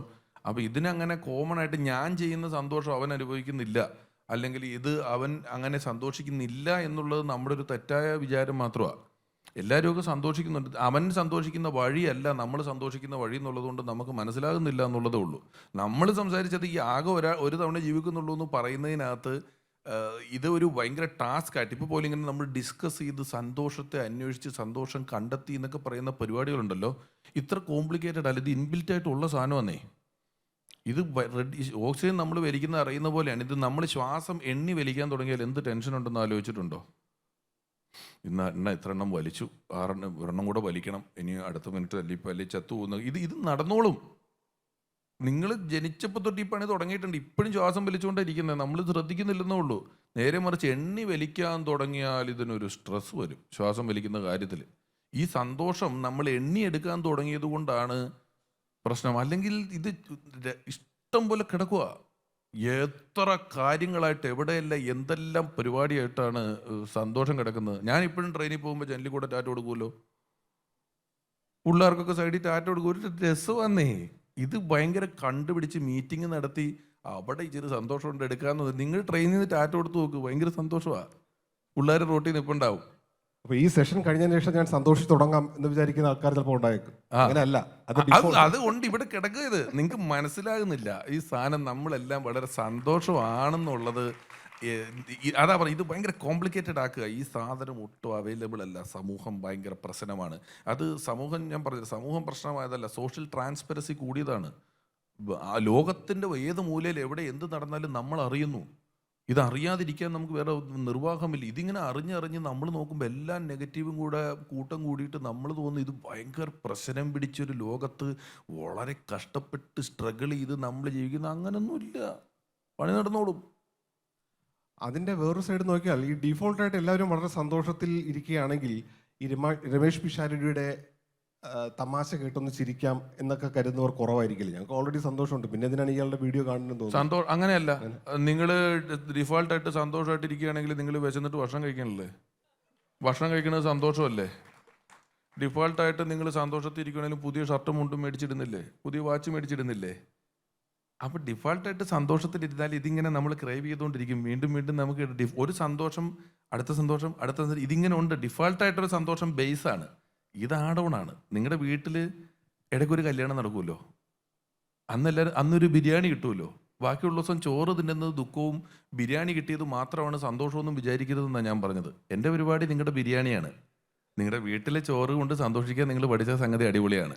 ബിരിയാണി മുടക്കരുത്. എൻ്റർടൈൻമെൻറ്റ് എന്ന് പറയുന്നത് നമ്മുടെ ലിസർ ടൈമിൽ നമുക്ക് ആവശ്യമുള്ള, നമ്മളെ കണ്ട് രസമുള്ള പ്രകടനങ്ങൾ കണ്ട് നമ്മൾ ചിരിക്കുന്ന. നിങ്ങൾക്ക് വെള്ളം കുടിച്ചാലും ദാഹം മാറും, നാരങ്ങ വെള്ളം കുടിച്ചാലും ദാഹം മാറും, ജ്യൂസ് കുടിച്ചാലും ദാഹം മാറും. നിങ്ങൾ ജ്യൂസ് മേടിച്ച് കുടിക്കുന്നില്ല ഇടയ്ക്ക്? ഞാൻ ജ്യൂസാ, വെള്ളമുണ്ട്. ചിരിക്ക് എത്ര പ്രാധാന്യമുണ്ട് നമ്മുടെ യോലോ മതത്തിൽ? ചിരിക്കേ പ്രാധാന്യമുള്ളൂ. ചിരിക്കുക. ഞങ്ങളുടെയൊക്കെ സൗഹൃദ കൂട്ടായ്മയിലൊക്കെ നിങ്ങൾ വന്നിരുന്നാൽ നിങ്ങൾ ചിലപ്പോൾ കരഞ്ഞോണ്ട് ഇറങ്ങിപ്പോവും. അത്ര ക്രൂരമാണ് തമാശകൾ. വല്ലതൊക്കെ പറ്റി ഒരു വാക്കൊക്കെ തെറ്റിപ്പോയാലോ ഒരു കാര്യമൊക്കെ പോയാലോ അവനെ കൗണ്ടർ അടിച്ച് കരയുന്ന അവൻ്റെ പിടിവിടുന്നവരെ കൊല്ലങ്ങളോളം ഇതൊക്കെ പറഞ്ഞ് നശിപ്പിച്ചും അവൻ്റെ ചാരെടുക്കുന്ന അതിൻ്റെ ഒരു സന്തോഷമുണ്ടല്ലോ, അത് അവനും സന്തോഷം. അവൻ അതിനു വേണ്ടി കാത്തിരിക്കും, അവൻ തിരിച്ചു പറയും. കാരണം ഞങ്ങൾ ആരും അങ്ങനെ ഇതൊന്നും പേഴ്സണലായിട്ട് എടുക്കാറില്ല. വളരെ വൈകാരികമായിട്ട് അവൻ എന്നെ പറഞ്ഞതെടുത്ത് അങ്ങനെ അത്ര വൈകാരികമായ സമീപനങ്ങൾ നല്ല സൗഹൃദങ്ങളിൽ ഇല്ലാത്തത് കൊണ്ട് തന്നെ ചിരി വളരെ ഇമ്പോർട്ടൻ്റ് ആണ്. വളരെയധികം ചിരിച്ചോണം. ഞാൻ എപ്പോഴും പറയുന്നതാണ്, ചില കോമഡി സ്കിറ്റുകളിലേക്ക് താഴെ ചേട്ടൻ തമാശയാണോ ഉദ്ദേശിച്ചത്, അല്ലെങ്കിൽ ഇത് കണ്ടിട്ട് എന്തിനാണ് ചിരിക്കുന്നത്, ഇതിൽ ചിരിക്കാനൊന്നുമില്ലല്ലോ എന്നൊക്കെ പറഞ്ഞ് അങ്ങനെയൊന്നും പറയരുത്. ഇത് നമ്മുടെ ആവശ്യമാണ്. ഇതിനൊന്നും ആളില്ല ഈ പണിയൊന്നും എടുക്കാനായിട്ട്. അപ്പം കിട്ടുന്ന സാധനം വെച്ച് പറ്റണ പോലെ ചിരിച്ചോളുക, അത്രേ ഉള്ളൂ. വിശക്കുന്നവൻ ബിരിയാണി തന്നെ വേണമെന്ന് വാശി പിടിക്കരുത്. നമുക്ക് ചിരിക്കാൻ പറ്റുന്നില്ലെങ്കിൽ കിട്ടുന്ന സാധനം വെച്ച് കുഞ്ഞു കുഞ്ഞു കുഞ്ഞു സാധനങ്ങൾ വെച്ച് കിട്ടണ വെച്ച് നമ്മൾ അവിടെ നിന്ന് ആലോചിച്ച് കണ്ടുപിടിച്ച്, ഞാൻ ഒരിടത്ത് പറഞ്ഞിട്ടുള്ളതാണ്, ഇത് വേറൊരാളെ ഏൽപ്പിച്ചിട്ട് കോൺട്രാക്ട് കൊടുത്ത് ചെയ്യിക്കാനൊന്നും പറ്റില്ല എന്നെ സന്തോഷിപ്പിക്കുക എന്നൊക്കെ പറഞ്ഞത്. അതൊന്ന്. രണ്ട്, നിങ്ങളുടെ കയ്യിൽ പൈസ ഉണ്ടെങ്കിലാണല്ലോ നിങ്ങൾക്ക് കടം കൊടുക്കാൻ പറ്റുള്ളൂ. അപ്പം നിങ്ങൾ സന്തോഷവാനല്ലെങ്കിൽ നിങ്ങൾക്ക് മറ്റൊരാളെ സന്തോഷിപ്പിക്കാൻ പറ്റത്തില്ല. നമ്മൾ ചെന്നിരിക്കുമ്പോൾ ചില ആൾക്കാരെ നിങ്ങൾ വന്നപ്പോൾ നല്ല രസമായിരുന്നു ചിരിച്ചു എന്നൊക്കെ പറയണമെങ്കിൽ ആദ്യം ഞാൻ സന്തോഷവാനായിരിക്കണം, എന്നാലേ പുറത്തോട്ടൊരു ഇച്ചിരി കൊടുക്കാൻ പറ്റുള്ളൂ. അല്ലെ മറ്റേ പിള്ളേരുടെ മോട്ടിവേഷൻ പോലെ ആയിപ്പോവും. അവൻ ഒരു ഗണ അറിയത്തില്ല ലോകത്തിനെ പറ്റി, ജീവിതത്തിനെ പറ്റി. അവനെ പിടിച്ചൊരു ഒറ്റ ലോൺ എടുത്തു കൊടുത്താൽ അവൻ്റെ മോട്ടിവേഷൻ ഉണ്ടാവില്ല, ഒന്നും ഉണ്ടാവില്ല. ഇപ്പം അച്ഛൻ ലോൺ അടയ്ക്കണോണ്ടാ മോട്ടിവേഷൻ. പിടുത്തം കിട്ടിയോ? പിടിച്ച് നല്ലൊരു ഹോം ലോൺ എടുത്തങ്ങ് കൊടുക്കണം 9.5% പലിശയ്ക്ക്. പിന്നെ ഒരു മോട്ടിവേഷനും ഉണ്ടാവില്ല. പണിക്ക് പോകണേ ഞാൻ കാണിച്ചു തരാം. അതാ പറഞ്ഞേ. അപ്പം സന്തോഷം ഇങ്ങനെ അന്വേഷിക്കേണ്ടതുണ്ട്. ഈ സന്തോഷിക്കുന്നവരെ, അല്ലെങ്കിൽ ഈ ജീവിതമാണ് ഒരു തവണ കിട്ടിയൊരു സംഗതിയാണ്, ഈ നിമിഷം ആസ്വദിക്കേണ്ടതാണ് എന്ന് വിചാരിക്കുന്നവരെ നശിപ്പിക്കുന്ന ഈ സന്തോഷ കൊല്ലികളായിട്ടുള്ള ചില ആൾക്കാർ നമ്മുടെ സമൂഹത്തിലുള്ളതായിട്ട് കാണാം. ഇപ്പം ഞാൻ ശ്രദ്ധിച്ചിട്ടുണ്ട്. ഇപ്പം ഉല്ലാസയാത്രയ്ക്ക് പോയി അപകടത്തിൽപ്പെട്ടു എന്ന് വാർത്ത കാണുമ്പോൾ ഉല്ലാസയാത്രയ്ക്ക് പോയിട്ടല്ലേ, അതായത് ഒരു തീർത്ഥയാത്രയ്ക്ക് പോയി അപകടത്തിൽപ്പെട്ടാൽ ഉണ്ടാകുന്ന സെന്റിമെന്റ്സ് ഇവിടെ കൊടുക്കാതിരിക്കുക, അല്ലെങ്കിൽ 4 പേര് കൂടിയിരുന്ന് ചിരിക്കുന്ന കാണുമ്പോൾ അവിടെ പോയിട്ട് മോറൽ പോലീസിങ് ഇറക്കുക, അല്ലെങ്കിൽ ഇതെന്തിനാണ് ഇങ്ങനെ ചോദിക്കുന്നത്. ഇങ്ങനത്തെ ഈ ചൊറിയന്മാരുണ്ടല്ലോ, ഇവരുടെ സാന്നിധ്യത്തെ നേരിടാൻ നമ്മൾ എങ്ങനെയാണ് തയ്യാറെടുക്കേണ്ടത്? ഞാൻ ഇപ്പം പറഞ്ഞ വിഷയമുള്ളൂ. ഒന്ന്, ഇവർ സന്തോഷവാന്മാരല്ല. ഇവൻ്റെ ഈ ചിന്ത ആദ്യം ഇവനാണ് ഉണ്ടായത്. ഇവൻ ഒട്ടും സന്തുഷ്ടനല്ല എന്നുള്ളതുകൊണ്ട് ഇവന് വേറെ ആരെയും സന്തോഷിപ്പിക്കുക എന്ന് പറയുന്നത് ഇവനെ കൊണ്ട് പ്രാക്ടിക്കലായിട്ട് നടക്കുന്ന കാര്യമല്ല. അപ്പം ഇവനിത് പറയും. മറ്റൊന്ന്, ഈ നമുക്ക് പരിണാമത്തിൽ നമ്മളെ രക്ഷിക്കുക എന്നുള്ളത് നമ്മുടെ ഉത്തരവാദിത്വമാണല്ലോ. അതുകൊണ്ടാണല്ലോ കാട്ടുതീ ഉണ്ടാകുമ്പോൾ എല്ലാ ജീവിയും ഓടുന്നത്. ഇതിനറിയാം ഇത് തീയാണ്, പൊള്ളും എന്നുള്ളത്. അപ്പം നമ്മളെ രക്ഷിക്കുക എന്നുള്ളത് നമ്മുടെ ഉത്തരവാദിത്വം ആയതുകൊണ്ട് നമ്മുടെ പറ്റുന്നതിനേക്കാൾ റിസ്ക് ഉള്ളൊരു കുഞ്ഞു സാധനം ആലോചിച്ചാൽ പോലും നെഗറ്റീവുകൾ തലയിൽ പോപ്പപ്പ് ചെയ്ത് വരും. ഇതുകൊണ്ടുള്ള ദോഷങ്ങളാണ് ആദ്യം പോപ്പപ്പ് ചെയ്ത് വരുന്നത്. ഓവർ തിങ്കിങ് എന്ന് പറയുന്നൊരു പ്രശ്നത്തെക്കുറിച്ച് പറയുന്നുണ്ടല്ലോ. ആരെങ്കിലും ഓവർ തിങ്ക് ചെയ്തിട്ട് ഞാൻ ഇലോൺ മസ്കോ ഇയാളോ ഒക്കെ ആവുമെന്ന് ചിന്തിച്ചിട്ടുണ്ടോ? ഓവർ തിങ്ക് ചെയ്യുന്നത് മുഴുവൻ ഞാൻ ദരിദ്രനാവുമെന്ന് ചിന്തിക്കുന്നത്. ഞാൻ കഷ്ടപ്പെട്ടു പോകും, ഞാൻ വഴിയാധാരമായി പോകും, ഞാൻ എങ്ങനെ ജീവിക്കുമെന്ന് ഓവർ തിങ്ക് ചെയ്യുന്നത്. ഓവർ തിങ്ക് എന്ന് പറയുന്നൊരു വാക്കിന് യഥാർത്ഥത്തിൽ കൂടുതലായി ചിന്തിക്കുന്നു എന്ന അർത്ഥമേ ഉള്ളൂ. പക്ഷെ ഇവനെല്ലാം കുറവാകുന്നതിനെ കുറിച്ച് ചിന്തിച്ചിട്ടാണ് ടെൻഷൻ അടിക്കുന്നത്. അല്ലെങ്കിൽ ഓവർ തിങ്കിങ് എന്ന് പറയുന്ന വാക്ക് ശരിക്കും നമ്മൾ ധനികനാവും, നമ്മൾ ഭയങ്കര പണക്കാരനായി, നമുക്ക് കുറേ നല്ല സെറ്റപ്പിൽ ജീവിച്ച് എല്ലാ സന്തോഷമായിട്ട് ജീവിക്കുന്നവരാണ് ഓവർ തിങ്കിന് എന്താ മരുന്ന് കഴിക്കുന്നത്? അതിന് മരുന്ന് കഴിക്കേണ്ട ആവശ്യമുണ്ടോ? ഭയങ്കര ഓവർ തിങ്കിങ് എന്ന് പറഞ്ഞ് മരുന്ന് കഴിക്കുന്നത്, ആരെല്ലാം ഓവർ തിങ്ക് ചെയ്യുന്നുണ്ടല്ലോ അവൻ നശിക്കുന്നതിനെ പറ്റി മാത്രമാണ് ചിന്തിച്ചുകൊണ്ടിരിക്കുന്നത്. അതുപോലെയാണ് ഈ പറഞ്ഞ കൂട്ടുകാരുടെ അവസ്ഥ. ഇവൻ വന്ന് ഇങ്ങനെ പറയും നിങ്ങളത് എടുക്കണോ, അത് അവനെ കൊണ്ട് പറ്റാത്ത കാര്യമാണ്, നമ്മളെ കൊണ്ട് ചിലപ്പോൾ അത് പറ്റും. അത് ആളുകൾ അങ്ങനെ ഉണ്ട്. ചില ആളുകൾക്ക് നിങ്ങൾ പേഴ്സ് ഗിഫ്റ്റ് കൊടുത്ത് നോക്കണം. ഇവൻ പറയും ഇതെൻ്റെ ഐശ്വര്യമുള്ള പേഴ്സാണ്, ഇത് ഞാൻ മാറ്റുകയില്ല. ഇവൻ എന്തുകൊണ്ടാണ് ഇത് മാറ്റിയാൽ ഇതിൽ കൂടുതൽ കിട്ടുമെന്ന് ചിന്തിക്കാൻ പറ്റാത്തതെന്ന് എനിക്ക് എപ്പോഴും തോന്നിയിട്ടുണ്ട്. ഇവന് വലിയ ഐശ്വര്യമൊന്നുമില്ല, എനിക്കറിയാവുന്നതല്ലേ. പക്ഷെ പേഴ്സ് കൊണ്ട് ഗിഫ്റ്റ് കൊടുത്താൽ ഇവർ പറയും ഇതെൻ്റെ ഒരു ഭാഗ്യ പേഴ്സാണ്, കുറേ നാളായിട്ട് ഞാനിത് മാറുകയില്ല എന്ന് പറയും. ഇവനിത് കൂടുതൽ കിട്ടുന്നതിനെ പറ്റി ചിന്തിക്കാൻ പറ്റുന്നേ ഇല്ല. അത് ഈ മറ്റേനെ പോലെ ഇപ്പം നിങ്ങൾ പറഞ്ഞതുപോലെ സന്തോഷം കൊല്ലികളായ 4-5 കൂട്ടുകാരുണ്ടെങ്കിൽ കേൾക്കുക, വിടുക, അല്ലെങ്കിൽ അവനെ കളിയാക്കിയേക്കുക, അവൻ്റെ മുഖത്ത് കയറിയേക്കുക, അവൻ മേലെ പറയാത്ത അവസ്ഥയിലാക്കി വിട്ടേക്കണം. അതേ ചെയ്യാൻ പറ്റുള്ളൂ. ഇത് നമ്മൾ തിരിച്ചറിയണം കേട്ടോ. നമ്മൾ കൺഫ്യൂസ്ഡ് ആയി പോകരുത്. ഇവൻ വന്ന് പറഞ്ഞു കഴിയുമ്പം ശരി ഇനി അങ്ങനെ ആകുമെന്നൊക്കെ ചോദിച്ചാൽ ഇങ്ങനെയുള്ള പറച്ചിലുകാർ ഈ കോമൺ മെൻ ആണല്ലോ കൂടുതൽ, അവരിങ്ങനെ ചിന്തിക്കും. അവരത് നമ്മൾ ചെയ്യരുത്, ചെയ്യാൻ പാടില്ല എന്ന് വളരെ എളുപ്പത്തിൽ ഒന്ന് സൂക്ഷിച്ച് പോയിട്ട് വാ, വെറുതെ വീട്ടിൽ നിന്ന് ഇറങ്ങുമ്പോൾ സൂക്ഷിച്ചിട്ട് പോയി എന്ന് പറയൂലേ, പോയിട്ട് വന്നല്ലേ സൂക്ഷിച്ച് പോയിട്ട് വാ എന്ന് പറയും നമ്മൾ. അപ്പോൾ അതൊരു നെഗറ്റീവ് നമ്മൾ ചിന്തിക്കുന്നത്, അതത്ര കാര്യമായിട്ട് എടുക്കണ്ട. നമുക്കിനി 1-2 ചോദ്യങ്ങൾ എടുക്കാൻ തോന്നുന്നു യോയോ വിഷയത്തിൽ. അതെ, യോയോ ചോദ്യങ്ങൾ എവിടെ നിന്നൊക്കെയാണ്? എല്ലാവരും ഹാപ്പി ആയിട്ടിരിക്കും. എല്ലാവരും ഹാപ്പി. അതവിടെ കൈ ഉയർത്തുന്നുണ്ട്.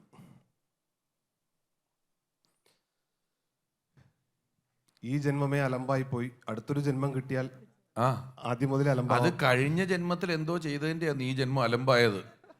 ഇത് എന്തോ നെറ്റ്ഫ്ലിക്സിന്റെ സീരീസ് പോലെ കിടക്കുക. കഴിഞ്ഞ ജന്മം, ഈ ജന്മം, അടുത്ത ജന്മം, ഒരു ഗണയില്ല. എന്താ മോളെ മൈക്ക് മേടിച്ചിട്ട് മിണ്ടാത്ത? വേറെ ആരും ചോദ്യം ചോദിക്കാതിരിക്കാൻ മൈക്ക് മേടിച്ച് ഒളിപ്പിച്ചു വെച്ചാണോ? ചോദിച്ചോ. ഈ ജന്മമേ ഉള്ളൂ, ഒന്നേ ഉള്ളൂ, ഈ സെഷൻ ഒന്നേ ഉള്ളൂ. അതെ, ഇപ്പൊ ചോദിക്കണം. ആരുമില്ലെന്ന് തോന്നുന്നു. മൈക്ക് എവിടെ പോയി? അതാ കൊച്ചു കൊണ്ടുപോയി. ഇവിടെ ഉണ്ട്. കണ്ട, ഇതിപ്പം ഇതിൻ്റെ താഴെ ഇത് സാധനം നിങ്ങൾ യൂട്യൂബിൽ അപ്ലോഡ് ചെയ്താലുണ്ടല്ലോ, ഇവരെല്ലാം അതിൻ്റെ താഴെ വന്ന് കമൻ്റ് ഇടും. നിങ്ങൾ നേരിട്ട് ചോദിച്ചാലേ ഇപ്പോൾ പ്രശ്നമുള്ളൂ. ഈയിടയ്ക്ക് ഡിജിറ്റൽ താരങ്ങൾക്ക് ഒരു അവാർഡ് നൈറ്റ് സംഘടിപ്പിച്ചു.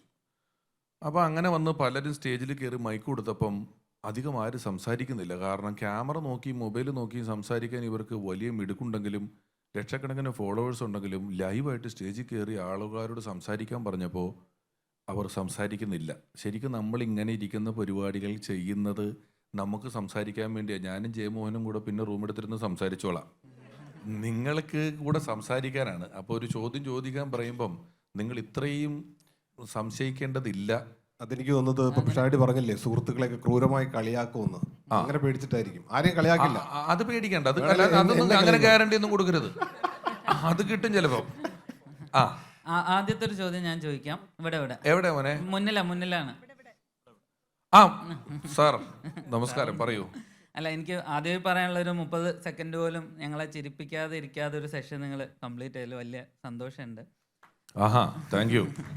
അപ്പോൾ ഞാൻ സാധാരണ നിങ്ങൾ ചിരിപ്പിച്ചില്ല എന്ന് പറഞ്ഞ് പരാതി പറയുന്നവനെ മാത്രമേ കണ്ടിട്ടുള്ളൂ. നിങ്ങളുടെ പരിപാടി എന്ന് വിചാരിച്ചപ്പോൾ ഞങ്ങൾ തമാശ പറഞ്ഞു, പക്ഷേ എന്ന് പറഞ്ഞു. പറയൂ. അതെ, അതായത് രമേശ് പിഷാരടി എന്നുള്ള ഒരു വ്യക്തിനെ മലയാളികൾ അറിഞ്ഞു തുടങ്ങിയത് ഒരു കോമഡി അല്ലെങ്കിൽ നമുക്കൊരു എന്റർടൈൻമെന്റ് എന്നുള്ള നിലയിലാണ്. പക്ഷെ ഇന്നത്തെ സംസാരമാണെങ്കിൽ ഇപ്പോൾ ഞാൻ വർഷങ്ങളായിട്ട് നിങ്ങൾ പറയുന്നത് കേൾക്കുന്നുണ്ട്, പലപ്പോഴും ഒരു ഫിലോസഫർ അല്ലെങ്കിൽ ഒരു പ്രവാചകൻ, ഈ പറഞ്ഞ യോലോ മതത്തിൻ്റെ പ്രവാചകൻ എന്നൊക്കെ പറഞ്ഞ പോലെ വലിയൊരു ബോഡി ഓഫ് വർക്ക് താങ്കൾക്ക് സ്വന്തമായിട്ടുണ്ട്. ഇപ്പോൾ നമ്മൾ പറയും, ഇപ്പോൾ ഖലീൽ ജിബ്രാനെ വായിക്കാം. ഖലീൽ ജിബ്രാനും പ്രൊഫറ്റ് എന്ന് പറഞ്ഞൊരു ബുക്ക് എഴുതിയ ആളാണ്. അല്ലെങ്കിൽ ഗബ്രിയേൽ ഗാർഷ്യ മാർക്കസിന് ഈ 4 ബുക്ക് വായിച്ചാൽ മതി. പക്ഷേ പിഷാരടിയെ മനസ്സിലാക്കാൻ എനിക്ക് അങ്ങനെ പറഞ്ഞു കൊടുക്കാൻ ഒരു സംഗതിയില്ല. കാരണം ഒരുപാട് വർഷങ്ങളായി ഒരുപാട് പരിപാടികളിലൊക്കെ ആയിട്ട് അങ്ങനെ പടർന്നു കിടക്കുന്ന ഒരു വലിയ ബോഡി ഓഫ് വർക്കാണ്. നമ്മളത് ഒരു പൊതുസമൂഹം അതെങ്ങനെ ആണ് അതിനെ അക്നോളജ് ചെയ്യുന്നതെന്നുണ്ടെങ്കിലും. അപ്പോൾ എൻ്റെ ചോദ്യം ഇതാണ്, ഇതിനെങ്ങനെയാണ് നിങ്ങൾ ടാക്കിൾ ചെയ്യുക? അല്ലെങ്കിൽ നിങ്ങളൊരു വരുന്ന ആളുകളോട്, പിഷാരടിയെ മനസ്സിലാക്കാൻ തയ്യാറായി വരുന്ന ആളുകളോട് എങ്ങനെയാണ് പറഞ്ഞു കൊടുക്കുക? എന്നെ മനസ്സിലായി, അല്ലെങ്കിൽ ഇപ്പോൾ ഞാനൊരാൾ രണ്ടാമതൊരാൾ പറഞ്ഞു കൊടുക്കുകയാണെങ്കിൽ ഞാൻ അവനവനെ വിശദീകരിക്കാൻ ഒരുപാട് സമയം കളയാറില്ല. സത്യത്തിൽ അവനത് നമ്മളിപ്പോൾ വിശദീകരിച്ചാലും കാര്യമായിട്ട് എടുക്കാനൊന്നും പോകുന്നില്ല എന്നുള്ളതുകൊണ്ട് അവനവനെ വിശദീകരിക്കുന്നില്ല. പിന്നെ ഈ ഫിലോസഫി എന്ന് പറയുന്നതൊക്കെ ഇപ്പം ഇച്ചിരി കൂടുതലുമാണ്. നമ്മൾ ചില ഇൻ്റർവ്യൂവിലൊക്കെ സംസാരിക്കുമല്ലോ. അപ്പോൾ നമ്മൾ പായസം കുടിക്കുമ്പോൾ മുന്തിരിങ്ങനെ പറ്റി സംസാരിക്കുമല്ലോ, പായസത്തിനെ പറ്റി മൊത്തമായിട്ടാണ് പറയണേ. പക്ഷെ നമ്മുടെ ഇൻ്റർവ്യൂവിൽ ഇങ്ങനത്തെ സാധനങ്ങൾ മാത്രം മുറിച്ചെടുത്തിട്ട് മ്യൂസിക്കൊക്കെ ഇട്ട് ചില റീലൊക്കെ വരും. അതായത് അതിനകത്തുനിന്ന് മുന്തിരിങ്ങ മാത്രം പെറുക്കി ഒരു പ്ലേറ്റിലോട്ട് വെച്ച് കൊണ്ടു തന്നാൽ നമ്മൾ മുന്തിരിങ്ങയെ പറ്റി പറയുമല്ലോ. അങ്ങനെയാണ് ഈ ഫിലോസഫി പറയുന്നു എന്ന് തോന്നിയത്. ഞാനത് പറയാൻ വേണ്ടി മാത്രമായിട്ടൊരു പരിപാടി ചെയ്തിട്ടില്ല. പിന്നെ ഇങ്ങനെയുള്ള ഒരു കൂട്ടായ്മകൾ ഇപ്പോൾ സമീപകാലത്തൊരല്പം കൂടുതലായിട്ട് വന്നിട്ടുണ്ട്. ബാക്കി മിക്കതും എനിക്ക് പ്രതിഫലമായി പണം തന്നിട്ട് തമാശ പറയാൻ വേണ്ടി വിളിക്കുന്ന വേദികളിലാണ് നിങ്ങൾ എന്നെ കാണുന്നത്. അവിടെ ഞാൻ പോയി ഇതൊന്നും പറയാൻ പാടില്ല. അവിടെ എന്നെ വിളിച്ചേക്കുന്നത് എനിക്ക് പൈസ തരുന്നതും നിർബന്ധമായും തമാശ പറയണം എന്ന് ഉത്തരവാദിത്വമുള്ള സ്ഥലങ്ങളിലാണ്. അതുകൊണ്ടാണ് നിങ്ങൾ കൂടുതൽ സമയവും തമാശ പറയുന്നതായിട്ട് കാണുന്നത്. അല്ലാതെ നമ്മൾ സ്വാഭാവികമായിട്ട് ജീവിക്കുന്ന നമുക്ക് കുറേ ആളുകളോട് ഇടപെടുമ്പം ഈ പറയുന്ന ഒരു ജീവിത വീക്ഷണങ്ങൾ വഴിയെ ഉണ്ടാവും. ഞാനിതൊന്നും നിർബന്ധിക്കാറൊന്നുമില്ല ആരെയും, അത്രേ ഉള്ളൂ. അപ്പോൾ ഞാൻ എന്നെ ടാക്കിൾ ചെയ്യുക അല്ലെങ്കിൽ എന്നെ മറ്റൊരാളുടെ മുന്നിൽ ഇന്ന രീതിയിലുള്ള ഒരു ഇമേജ് ക്രൈസിസ് വന്നിട്ട് എൻ്റെ ഇമേജ് ഇതാണ്, നിങ്ങൾ വിചാരിക്കുന്നതിനേക്കാളും ബുദ്ധി എനിക്കുണ്ട് അല്ലെ ബുദ്ധി എനിക്കില്ല എന്നൊക്കെ പറയുന്നതിനേക്കാളും ഞാൻ എപ്പോഴും ആസ്വദിക്കുന്നത് എനിക്ക് കാര്യമായ ബുദ്ധി ഇല്ല എന്ന് നാട്ടുകാർ വിചാരിക്കുന്നതാണ്. കുറേ ഏരിയയിൽ നിന്ന് നമ്മൾ രക്ഷപ്പെടും. ബുദ്ധി ഇല്ലെന്ന് ആൾക്കാർ വിചാരിച്ച് കിട്ടിയാൽ നമ്മൾ രക്ഷപ്പെടും. അപ്പോൾ അതുകൊണ്ട് അത് പ്രൂവ് ചെയ്യാൻ വലിയ കാര്യമായിട്ട് ശ്രമിക്കാറില്ല. പ്രൂവ് ചെയ്യാൻ നോക്കിയാൽ നടക്കില്ല, ടെൻഷനാവും. പിന്നെ എന്താന്ന് വെച്ചാൽ വിചാരിച്ചോട്ടെ, നമുക്ക് എന്തോ കുഴപ്പം. പക്ഷെ ഇനിയിപ്പോൾ രക്ഷയില്ല. കൊമേഡിയൻ കം ഫിലോസഫർ ആയ സ്ഥിതിക്ക് ആ ഇമേജുമായിട്ട് ജീവിക്കുക എന്നുള്ളതേ വഴിയുള്ളൂ. ഇല്ല, ഫിലോസഫർ ഈ പ്രശ്നം ഇങ്ങനത്തെ പരിപാടിക്ക് വന്നത് പറയുന്നതുകൊണ്ടാണ്. ഇപ്പോൾ കോമഡി ഉണ്ടായിരുന്നപ്പോൾ കോമഡി പരിപാടിക്ക് പോയി, ഇങ്ങനത്തെ പരിപാടിക്ക് വന്നപ്പോൾ ഇങ്ങനത്തെ പരിപാടിക്ക് വന്നു, അത് കുറച്ച് പറയുന്നുണ്ട്. അപ്പോൾ അതും കേൾക്കുന്നുണ്ട്. ആയിക്കോട്ടെ, കുഴപ്പമൊന്നുമില്ല, ഇന്നും ദോഷമില്ലല്ലോ. അവിടെ ഫിലോസഫിയോട് ചേർന്ന് നിൽക്കുന്ന ഒരു ചോദ്യമാണ്. ഈ അടുത്ത് ഞാൻ സ്ക്രോൾ ചെയ്തപ്പോൾ രമേശ് പിഷാരടി എവിടെയോ പറഞ്ഞ ഈ സ്നിപ്പറ്റാണ് കിട്ടിയത്. അതിൽ പറഞ്ഞിരിക്കുന്നത്, നമ്മളെടുക്കുന്ന സെൽഫിയിൽ നമ്മൾ ഡിലീറ്റ് ചെയ്ത് വിടുന്ന സെൽഫികളാണ് നമ്മുടെ ഒറിജിനൽ ഫേസസ് എന്നുള്ളത്. അപ്പോൾ ഞാൻ എൻ്റെ റീസൈക്കിൾ ബിന്നിൽ പോയിട്ടൊന്ന് നോക്കി എത്ര സെൽഫി ഞാൻ ഡിലീറ്റ് ചെയ്ത് കളഞ്ഞിട്ടുണ്ട്. അതിൽ നിന്ന് ഞാനൊരു സന്തോഷം കണ്ടെത്തി. അപ്പോൾ ആസ് എ കൊമേഡിയൻ നിങ്ങൾ വളരെ അടിപൊളിയാണ്. പക്ഷേ I think we need to explore the philosophical side of Ramesh Pisharody എന്നാണ് എനിക്ക് പറയാനുള്ളത്. സോ എന്താ പറയുക, നമ്മൾ എപ്പോഴും പറയും കോമഡി പറയാൻ എല്ലാവർക്കും കുറേ പേർക്കൊക്കെ പറ്റും. പക്ഷേ നമുക്ക് വളരെ ഇൻ്റലിജൻ്റ് ആയിട്ടുള്ള ജോക്സ് പറയാൻ കഴിയുന്ന ആൾക്കാരുണ്ടെങ്കിൽ അവരെയാണ് നമ്മുടെ സമൂഹത്തിന് വേണ്ടത്. And it's my humble request, നിങ്ങൾക്കൊരു പോഡ്കാസ്റ്റോ യൂട്യൂബ് ചാനലൊക്കെ ആക്റ്റീവായിട്ട് തുടങ്ങിക്കൂടെ എന്നുള്ള ഒരു റിക്വസ്റ്റ് കൂടിയാണ് ഈ ചോദ്യത്തിലൂടെ ഞാൻ പറയാൻ ഉദ്ദേശിക്കുന്നത്. അത് പോഡ്കാസ്റ്റൊക്കെ തുടങ്ങിയാൽ അത് ചെറിയൊരു എനിക്കത് ബാധ്യതയെ തുടങ്ങും. നമ്മളിപ്പോൾ മുതുകാടിനെ കാണുന്ന ചില ആൾക്കാർ എന്തെങ്കിലും ഒരു ചെറിയ ഐറ്റം കാണിക്കാമെന്ന് ചോദിക്കും. കാരണം പുള്ളിക്ക് 2 മാജിക് ഐറ്റം പോക്കറ്റിൽ കൊണ്ടു കിടക്കേണ്ട അവസ്ഥ വരും. അപ്പോൾ പിന്നീട് ഇത് ഈ പറഞ്ഞ പോഡ്കാസ്റ്റൊക്കെ തുടങ്ങിയാൽ അതിൽ ആഴ്ചക്ക് ഇടേണ്ടി വരും. ആൾക്കാർ അതിനെപ്പറ്റി അഭിപ്രായം പറഞ്ഞ് തുടങ്ങും. നമുക്കിപ്പോൾ എങ്ങനെയൊക്കെ പോയാലും ഒറ്റയും തെറ്റൊക്കെ ഇട്ട് മൈക്ക് കൈ കിട്ടുന്നുണ്ടല്ലോ, ഇതുപോലത്തെ സ്ഥലങ്ങളിൽ പറയുന്നുണ്ടല്ലോ, ആവശ്യക്കാരിവിടെ ഉണ്ടല്ലോ. ഞാൻ മറ്റേ പോഡ്കാസ്റ്റൊക്കെ തുടങ്ങി നിത്യേന ഇത് പറയാൻ തുടങ്ങുക എന്ന് പറയുന്നത് എനിക്ക് അത്ര ഇഷ്ടമുള്ള ഒരു ജോലിയല്ല. സമൂഹത്തെ നവീകരിക്കുക എന്നൊക്കെ പറയുന്നത് ഒരു സൈഡിൽ കൂടെ നമുക്ക് നടക്കുന്നതല്ലാതെ ഒരു പ്രവാചകനും കട്ടിലെ കിടന്ന് മരിച്ചിട്ടില്ല. എല്ലാ പ്രവാചകനെയും നാട്ടുകാർ തല്ലിക്കൊന്ന കേസ് മാത്രമേ ഉള്ളൂ. നിങ്ങൾ നോക്കിക്കോ, ഏത് ചരിത്രം എടുത്താലും പുരാണം എടുത്താലും ഇതിന് പോയവരെയൊക്കെ കൂടെ നാട്ടുകാർ കല്ല് വെച്ചെറിഞ്ഞ് ഓടിച്ച ചരിത്രമേ ഉള്ളൂ.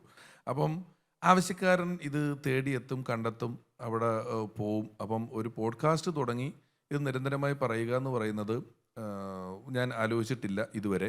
താൻ പറഞ്ഞ ഈ ഡിലീറ്റ് ചെയ്ത സെൽഫികളാണ് എന്ന് പറഞ്ഞത് ശരിക്കും എൻ്റെ വരികളല്ല. അത് റാംമോഹൻ പാലിയത്ത് എന്ന് പറഞ്ഞ എഴുത്തുകാരൻ വെബിനിവേശം എന്ന് പറഞ്ഞൊരു ബുക്കിൽ പറഞ്ഞത് വായിച്ചത് ഞാൻ അവിടെയും ഞാൻ പറഞ്ഞിരുന്നു. അതിൽ പറഞ്ഞിട്ടുള്ളതാണ് ആ വരികൾ കേട്ടോ. എന്തായാലും ഈ ഫിലോസഫി പറഞ്ഞിട്ട് കല്ലേറ് കൊള്ളുന്നത് കോമഡി പറഞ്ഞ് കല്ലേറ് കൊള്ളുന്നതിനേക്കാളും നല്ല സംഗതിയാണെന്നുള്ളതാണ് എൻ്റെ ഒരു അഭിപ്രായം. കോമഡി പറഞ്ഞ് കല്ലേറ് അല്ല, വരുന്ന കല്ലേറ് കൊള്ളുന്നത് എന്ത് പറഞ്ഞിട്ടാന്നുള്ളതിനുള്ള അഭിപ്രായമൊന്നുമില്ല. കിട്ടണം മേടിക്കുക എന്നുള്ളത്. കോമഡി പറഞ്ഞാലും ശരി, വെറുതെ ഇരുന്നാലും ശരി, പരിപാടി കാണാൻ പോയവൻ്റെ തലക്കിട്ടണം കിട്ടിയാലും കിട്ടണം മേടിച്ചുകൊണ്ട് പോകാനേ നമുക്ക് പറ്റുള്ളൂ. ഞാൻ പറഞ്ഞില്ല, ഫിലോസഫി പറയലെന്ന് പറയുന്ന ഒരു ജോലി ഞാൻ എടുക്കുന്നില്ല. അത് നമ്മൾ വർത്തമാനത്തിൽ അറിയാണ്ട് വന്ന് പോകുന്നതാണ്. നമ്മൾ കുറച്ച് കഴിയുമ്പോൾ നമ്മൾ അത്തരം സ്റ്റേജുകളിൽ വരുമ്പോൾ അത് പറയുന്നു എന്നുള്ളതേ ഉള്ളൂ. ഈ ഫിലോസഫി ഒരു പരിധി കഴിഞ്ഞാൽ ആളുകൾക്ക് ബോറടിക്കുന്ന സാധനമാണ്. കോമഡി അങ്ങനെയല്ല, നമുക്ക് പറഞ്ഞും വീണ്ടും. പിന്നെ വേറൊരു കാര്യം അറിയാമോ, കോമഡി പറയുമ്പോൾ എനിക്കും കൂടി ഒരു സന്തോഷമുണ്ട്. ഫിലോസഫി എനിക്കത്ര ഭയങ്കര കാര്യമുള്ള, എനിക്കറിയാവുന്ന കാര്യമല്ല ഞാൻ പറഞ്ഞത്. കോമഡി ചിലപ്പം പാളിപ്പോകാനുള്ള, ഫിലോസഫി ഒന്നും പാളിപ്പോകുന്നില്ല ഒരിക്കലും. റിസ്ക് ഇല്ലല്ലോ, ഇരുന്ന് കോന അടിക്കുന്നതിന് എന്നാ റിസ്ക് ഉള്ളത് തത്വം വിടുന്നതിന്. പക്ഷേ കോമഡിക്ക് പാളിപ്പോകാനുള്ള റിസ്ക് ഉണ്ടെന്ന് പറയുന്നത് നമുക്കൊരു കൂടുതൽ ടൈറ്റ് തരുന്ന കാര്യമാണ്. ഇനി ഒരു ചോദ്യം കൂടെ നമുക്ക് എടുക്കാം. അതെ ഉണ്ട്. എടോ മോളെ ചോദിക്കണോ? ആരാ സർ ഒരു ക്വസ്റ്റ്യൻ. ഓക്കെ, മൈക്ക് അവിടെയാണ്. അയ്യോ, ആ കൊച്ചും കൂടെ ചോദിച്ചോട്ടെ കേട്ടോ. ആ ഒരു ക്വസ്റ്റ്യൻ. എനിക്ക് കാണുന്നില്ലടോ നിങ്ങളെ. ഒന്ന് എണീറ്റ് മോനെ ഒന്ന് എണീക്ക്. നീല ടീഷർട്ട്, പേരെന്നാ? ഡാൻസൺ എന്നാണ് പേര്. ഡാൻസറോ? ഡാൻസൺ. യെസ്. ഈ യോലോ എന്നുള്ള കൺസെപ്റ്റില് ദൈവത്തിന്റെ സ്ഥാനം എവിടെയാണെന്നൊന്ന്, മതത്തിന്റെയും ദൈവത്തിന്റെയും സ്ഥാനം. ഈ സാധനം ഫസ്റ്റ് കൊണ്ടുവന്നത് ഇവരാണ്. ഈ യോലോയൊക്കെ ഒരു ജീവിതവും നിങ്ങൾക്കുള്ളൂ, കഴിഞ്ഞ ജീവിതം, അടുത്ത ജന്മം, ഈ ജന്മത്തിൽ ചെയ്തത് എൻ്റെ അടുത്ത ജന്മത്തിൽ അനുഭവിക്കും, കഴിഞ്ഞ ജന്മത്തിൻ്റെ ഈ ഇതും നിങ്ങൾക്ക് പല ജന്മങ്ങളുണ്ട്. ഇങ്ങനെയുള്ള പരിപാടികളെല്ലാം ഓപ്പറേറ്റ് ചെയ്തുകൊണ്ട് വന്നത് മതമാണ്. അതിൽ യോലോ എന്ന് പറയുന്നത് നിങ്ങൾക്ക് സന്തോഷിക്കാൻ വേണ്ടി മതം ഉപയോഗിക്കാം, നിങ്ങൾക്ക് വിദ്വേഷത്തിന് വേണ്ടി മതം ഉപയോഗിക്കാം, ആത്മസമാധാനത്തിന് വേണ്ടി മതം ഉപയോഗിക്കാം, രാഷ്ട്രീയത്തിന് വേണ്ടി മതം ഉപയോഗിക്കാം. അപ്പോൾ യോലോ എന്ന് പറയുന്നതിനകത്ത് ഒന്നും മാത്രമല്ല, നിങ്ങളുടെ ഫുഡ് തൊട്ട് വസ്ത്രം തൊട്ട് നിങ്ങൾ ശ്വസിക്കുന്ന വായു ഉൾപ്പെടെ നമ്മുടെയൊക്കെ രാജ്യത്തിൽ ജാതിയും മതവും എല്ലാം കലങ്ങി കിടക്കുന്നുണ്ട്. നിങ്ങളതെങ്ങനെ ഉപയോഗിക്കുന്നു എന്നതിനെ ആസ്പദമാക്കിക്കൊണ്ട് ഞാനൊരിടത്ത് ഇത് പറഞ്ഞിട്ടുണ്ട്. എനിക്ക് ക്രിസ്മസ് കരോള് പോകാൻ ഇഷ്ടമാണ്. കരോളില്ലാത്തൊരു ദിവസം രാത്രി ഞാൻ ചെണ്ടടിച്ച് ഏതെങ്കിലും വീട്ടിൽ പോയി എന്നെ അവർ പോലീസ് കേസ് കൊടുക്കും. അപ്പം മതം ഉപയോഗിച്ച് നിങ്ങൾക്ക് സന്തോഷിക്കാൻ കരോള് വെക്കോ? രാവിലെ 4 മണിക്ക് വിഷുവിന് പടക്കം പൊട്ടിക്കുന്നില്ലേ? എന്ത് രസമാണ് പൂത്തിരിക്ക് കത്തിക്കാൻ. വിഷു ഇല്ലാത്ത ദിവസം പൊട്ടിച്ചു നോക്കിയേ, അയലോക്കംകാരൻ കേസ് കൊടുക്കും, ഇവനെ കൊണ്ട് വലിയ ശല്യമാണെന്ന് പറഞ്ഞിട്ട്. അപ്പം മതത്തിൽ സന്തോഷിക്കാനുള്ള സ്കോപ്പുള്ള സ്ഥലങ്ങളുണ്ട്, നിങ്ങൾക്ക് അതെടുക്കാം. വിദ്വേഷത്തിന് സ്കോപ്പുള്ള സ്ഥലങ്ങളുണ്ട്, നിങ്ങൾക്ക് അതെടുക്കാം. പിന്നെ ഈ ചില ആളുകൾ വർഗീയതയൊന്നും എനിക്കില്ല എന്ന് പറയുമല്ലോ, അത് ഞാൻ ആരെയും കടിക്കുകയില്ല, എൻ്റെ പട്ടിയെ വിട്ട് കടിപ്പിക്കൂ എന്ന് പറയുന്ന പോലത്തെ ഒരു പരിപാടിയാണ്. എനിക്ക് വർഗീയതയില്ല, ഞാൻ വർഗീയതയുള്ളവരെ തമ്മിൽ ഓപ്പറേറ്റ് ചെയ്ത് അതിൻ്റെ ഗുണം ഫലം ഞാൻ അനുഭവിക്കുന്നു പറയുന്ന പോലെയാണ് രാഷ്ട്രീയം പലപ്പോഴും മതത്തിന് ഉപയോഗിക്കുന്നത്. ഇതിലൊക്കെ പെടാതെ സന്തോഷമായിട്ടിരിക്കാൻ നോക്കുക. നീ കേൾക്കണ്ടോ ഇത്? നീ ചോദ്യം ചോദിച്ചിട്ട് അവിടെ വേറെ എങ്ങോട്ടോ നോക്കി ഇരിക്കുക. ഓക്കെ അല്ലേ? ഇതിന് സ്ഥാനമുണ്ട് കേട്ടോ. മതത്തിനൊക്കെ നമുക്ക് വേണമെങ്കിൽ എടുത്ത് സന്തോഷത്തിന് വേണ്ടി ഉപയോഗിക്കാം. സർ, ഒരു ക്വസ്റ്റ്യനും കൂടി. ആയിക്കോട്ടെ. അത് ഇപ്പം എല്ലാവർക്കും സാറിനെ പോലെ തന്നെ വളരെ ഹാപ്പി ആയിട്ട് ഇരിക്കാനാണ് ഇഷ്ടം. പക്ഷേ എനിക്ക് തോന്നുന്നു സൊസൈറ്റി എപ്പോഴും ഒരു സ്ട്രക്ചർ ഡിഫൈൻ ചെയ്തിട്ടുണ്ടെന്ന് തോന്നുന്നു ആൾക്കാർക്ക് ജീവിക്കാനായിട്ട്. അപ്പം അതൊന്നും ഓവർകം ചെയ്യാനായിരിക്കും കുട്ടികൾക്കായാലും നമ്മൾക്കായാലും ഒക്കെ ആഗ്രഹം. അപ്പോൾ അതിന് എന്താ ചെയ്യേണ്ടത്? സാറ് പറഞ്ഞു വളരെ സിമ്പിളായിട്ട് വന്ന പോലെ വന്നോട്ടെ എന്ന് വിചാരിച്ചാൽ മതി എന്ന് പറഞ്ഞു. അങ്ങനെ ഞാൻ പറഞ്ഞിട്ടില്ല, വന്ന പോലെ വന്നോട്ടെ എന്ന് വിചാരിച്ചു. നിങ്ങളുടെ നോർമൽ അവസ്ഥ ഹാപ്പി ആയിരിക്കുക എന്ന് പറയുന്നത്, ഞാൻ അതിന്റെ മേളിലാണ് ഹാപ്പിനെസ് എന്ന് വിചാരിക്കാണ്ടിരുന്നാൽ മതി. വന്ന പോലെ വന്നോട്ടെ എന്നൊക്കെ പറഞ്ഞിരുന്ന ഇരിക്കത്തേ ഉള്ളൂ. അങ്ങനെ ഞാൻ പറഞ്ഞിട്ടേ ഇല്ല, അത് മനസ്സിലാക്കിയതിന്റെ തെറ്റാണ്. സമൂഹം ഈ പറഞ്ഞതുപോലെ നമ്മൾ ആളുകൾ കൂടി സമൂഹം ഉണ്ടാകുമെന്നും അല്ല, ഇവിടെ ഓൾറെഡി ഒരു സമൂഹമുണ്ട്. നമ്മൾ 20 വർഷം ട്രെയിൻ ചെയ്ത് ഈ സമൂഹത്തിലോട്ട് എടുക്കുകയാണ് ചെയ്യുന്നത്. പിന്നെ നമ്മുടെ പല സന്തോഷങ്ങളും ഒന്നിക്ക് പോലീസ് കേസാണ്, അല്ലെങ്കിൽ പാപമാണ്. ഇങ്ങനെയുള്ള പ്രശ്നങ്ങൾ നമ്മുടെ കുറേ ഫിസിക്കൽ സന്തോഷങ്ങൾക്ക് ഉണ്ട്. ഞാൻ ആകെ ഇത്രയും നേരം നമ്മൾ പറയുന്നതിൻ്റെ അന്ന് കൺക്ലൂഡ് ചെയ്യാൻ പോകുമ്പം ഞാൻ ഉദ്ദേശിക്കുന്ന ഒരു കാര്യം, സന്തോഷം നമ്മൾ വളരെ കഷ്ടപ്പെട്ട് തേടി അന്വേഷിച്ച് ഒരിടത്ത് ഇരിപ്പുണ്ട്, അവിടെ പോയി ഇത്തിരി എടുക്കാമെന്നൊന്നും വിചാരിക്കാതെ തന്നെ വളരെ റെഡിലി അവൈലബിളായി ഇരിക്കുന്നുണ്ട്. മനസ്സിലാക്കിയാൽ മതി. അത് മെജോറിറ്റി എന്താ അങ്ങനെ വിചാരിക്കുന്നതെന്ന് ഞാൻ ചോദിക്കുന്നത്. ലൈക്ക് ഇങ്ങനെയാണ് ഈ സാധനം എന്നാണല്ലോ ഇപ്പം എല്ലാവരും വിചാരിക്കുന്നത്, സന്തോഷം എവിടെയോ ഉണ്ടെന്ന്. എന്തുകൊണ്ട് നമുക്കത് അങ്ങനെ അല്ലാതെ കുറച്ചും കൂടി ജനകീയമായി എല്ലാവർക്കും വളരെ കോമൺ ആയിട്ട് വളരെ സിമ്പിളായിട്ട് ഇത് ഇങ്ങനെ എടുക്കാൻ പറ്റാത്തത് എന്തുകൊണ്ടാണ്? അത് നമ്മുടെ പരിണാമപരമായ ഒരു പ്രശ്നമാണ്. നമ്മൾ ടേക്ക് ഫോർ ഗ്രാൻഡഡ് ആയിട്ട് കിട്ടുന്ന പല സാധനങ്ങളും നമുക്കൊട്ടും ഹാപ്പി അല്ല. പല സന്തോഷങ്ങളും മെറ്റീരിയൽ ഫാക്ടേഴ്സുമായിട്ട് ബന്ധപ്പെട്ടതാണ്. ഇപ്പം നിങ്ങൾക്കെല്ലാം സാധാരണ ഫോണും എനിക്ക് മാത്രം iPhone 17 ആണെങ്കിൽ ഐഫോൺ കൊണ്ടുള്ളൊരു സന്തോഷം എനിക്കുള്ളൂ. എല്ലാവർക്കും ഒരുപോലെ ഡിസ്ട്രിബ്യൂട്ട് ചെയ്യപ്പെട്ട സാധനങ്ങളിൽ സന്തോഷം കണ്ടെത്താൻ നമുക്ക് പറ്റുന്നില്ല.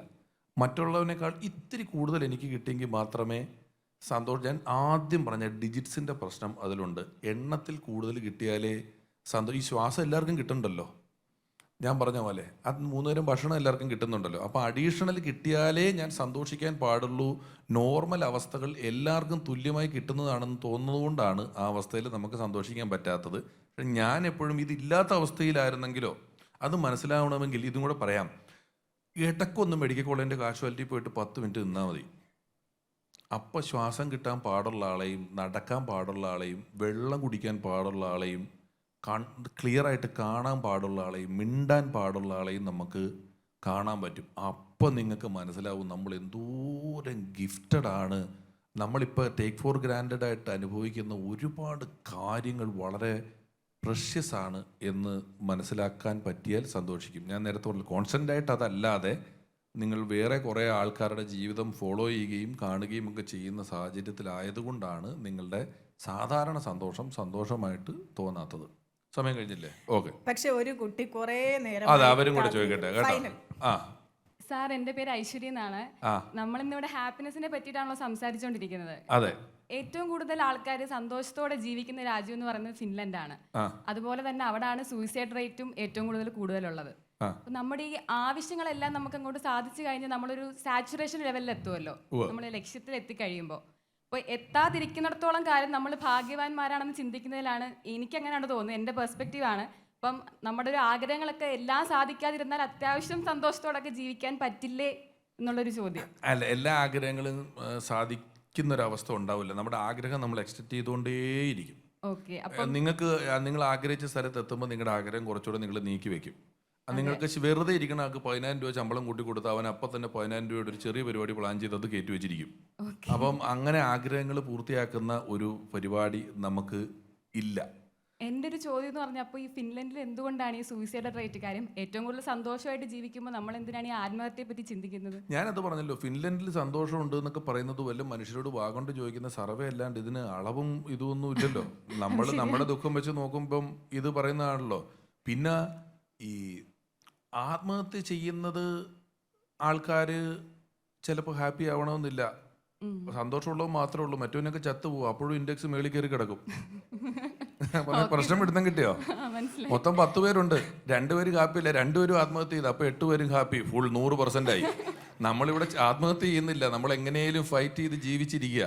അപ്പൊ പ്രപ്പോർഷൻ വ്യത്യാസം വരും, അതുകൊണ്ടായിരിക്കും. Okay sir, thank you. എവിടെ നടാ ഫിൻലൻഡ്? അപ്പം ഒരു ക്വസ്റ്റ്യൻ അയ്യോ എടാ ഇവിടെ ശരി, നേരത്തെ ചോദിക്കാൻ പറഞ്ഞപ്പോ ഒരു മനുഷ്യനില്ലായിരുന്നു. ഞാൻ മൂഡിലേക്ക് എത്തണ്ടേ? നമുക്കിത് അവസാനിപ്പിക്കാം. ചോദിച്ചോ. ഓക്കെ, പിഷാരടി എന്ന മനുഷ്യൻ വ്യക്തി ഇപ്പം നേരത്തെ പറഞ്ഞല്ലോ, ഒരു പെയ്ഡ് ആയിട്ടുള്ളൊരു പരിപാടിക്ക് പോകുമ്പോൾ സ്ട്രെസ് എടുത്തിട്ട് ആ കോമഡി പാളിപ്പോകുമോ എന്നുള്ള ടെൻഷൻ അടിച്ചിട്ടാണ് പോകുന്നത്. അതല്ലാതെ ഇങ്ങനെ ഇപ്പോൾ ഫ്രീ ആയിട്ട്, ഇപ്പോൾ ഫ്രീ മീൻസ് മൈൻഡ് ഫ്രീ ആയിട്ട് ഇപ്പോൾ സംസാരിക്കുമ്പോൾ ഇതിൽ ഏതാണ് പിഷാരടി എന്നുള്ള ഒരു വ്യക്തി? ഓഫ് കോഴ്സ് അരി മേടിക്കാൻ അത് വേണം, പക്ഷേ അല്ലാതെ പിഷാരടി എന്നുള്ള വ്യക്തി ഏതാണ് കൂടുതലായിട്ട് ആസ്വദിക്കുന്നത്? ഇപ്പോൾ യാത്രകൾ ചെയ്യുന്നതാണ്, ഇപ്പോൾ ചാക്കോച്ചനും മഞ്ജുജിയൊക്കെ ആയിട്ട് ഏതാണ് ഒരു ശരിക്കും താങ്കൾ സന്തോഷിക്കുന്നത് ഏതാണ്?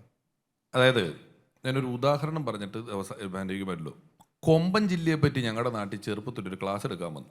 കൊമ്പൻ ജില്ലത്ത് എങ്ങനെ നശിപ്പിക്കും എന്നുള്ളതിനെ പറ്റി ക്ലാസ് എടുക്കാൻ വന്ന് 20 മിനിറ്റ് അന്ന് കാലത്ത് പ്രൊജക്ടറൊക്കെ കൊണ്ടുവന്ന് ഞങ്ങളുടെ നാട്ടിലെ ഒരു 10-30 കർഷകരൊക്കെ കൂടി ഇരുന്ന് ആ പ്രൊജക്ടറിൽ കൊമ്പൻ ജില്ലി ഇങ്ങനെ വരും, കൊമ്പൻ ജില്ലിക്ക് ഇന്നത് തളിച്ചാൽ കൊമ്പൻ ജില്ലി പോകും, കൊമ്പൻ ജില്ലി തെങ്ങിൻ്റെ മട തിന്നും, അതിനിത് ചെയ്യണം. ഏതാണ്ട് 20-25 മിനിറ്റ് ക്ലാസ് കഴിഞ്ഞ ശേഷം എല്ലാം പറഞ്ഞതിന് ശേഷം ഇയാൾ ചോദിച്ചു, ഇനി ആർക്കെങ്കിലും എന്തെങ്കിലും സംശയം ഉണ്ടോ ചോദിച്ചപ്പോൾ ഒരു ഓനാഞ്ചേട്ടൻ എണീറ്റിട്ട് ചോദിച്ചു, സാർ ഈ ചെമ്പൻ ജില്ലീനെ എങ്ങനെ കൊല്ലുന്നതെന്ന്.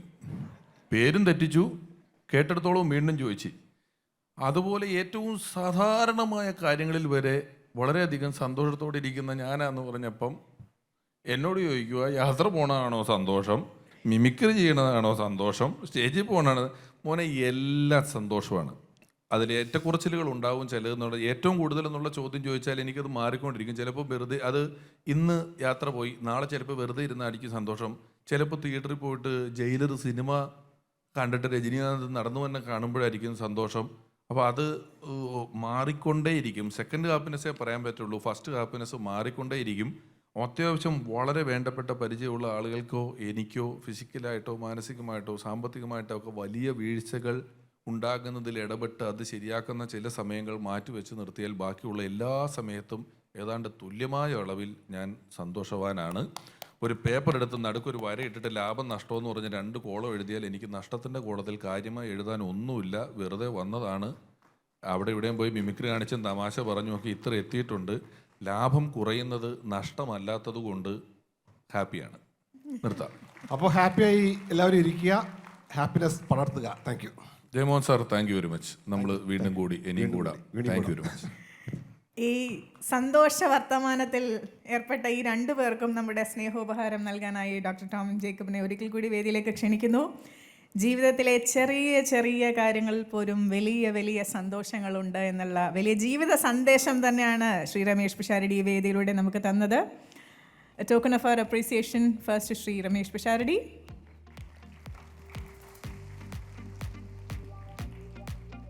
And Mr. Jaymohan Nair, output editor, Manorama News.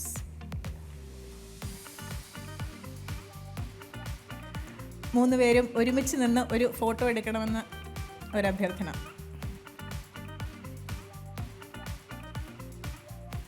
Philosophy എന്നുള്ള വലിയ വാക്കിട്ട് നമ്മൾ കുറേ കാര്യങ്ങൾ പറഞ്ഞെങ്കിലും എനിക്ക് തോന്നുന്നു ജീവിത നിരീക്ഷണങ്ങളാണ് ശ്രീ രമേഷ് പിഷാരടിയുടെ ഹാസ്യത്തെ ഇത്രയും നമുക്ക് ആസ്വാദ്യകരമാക്കുന്നത്.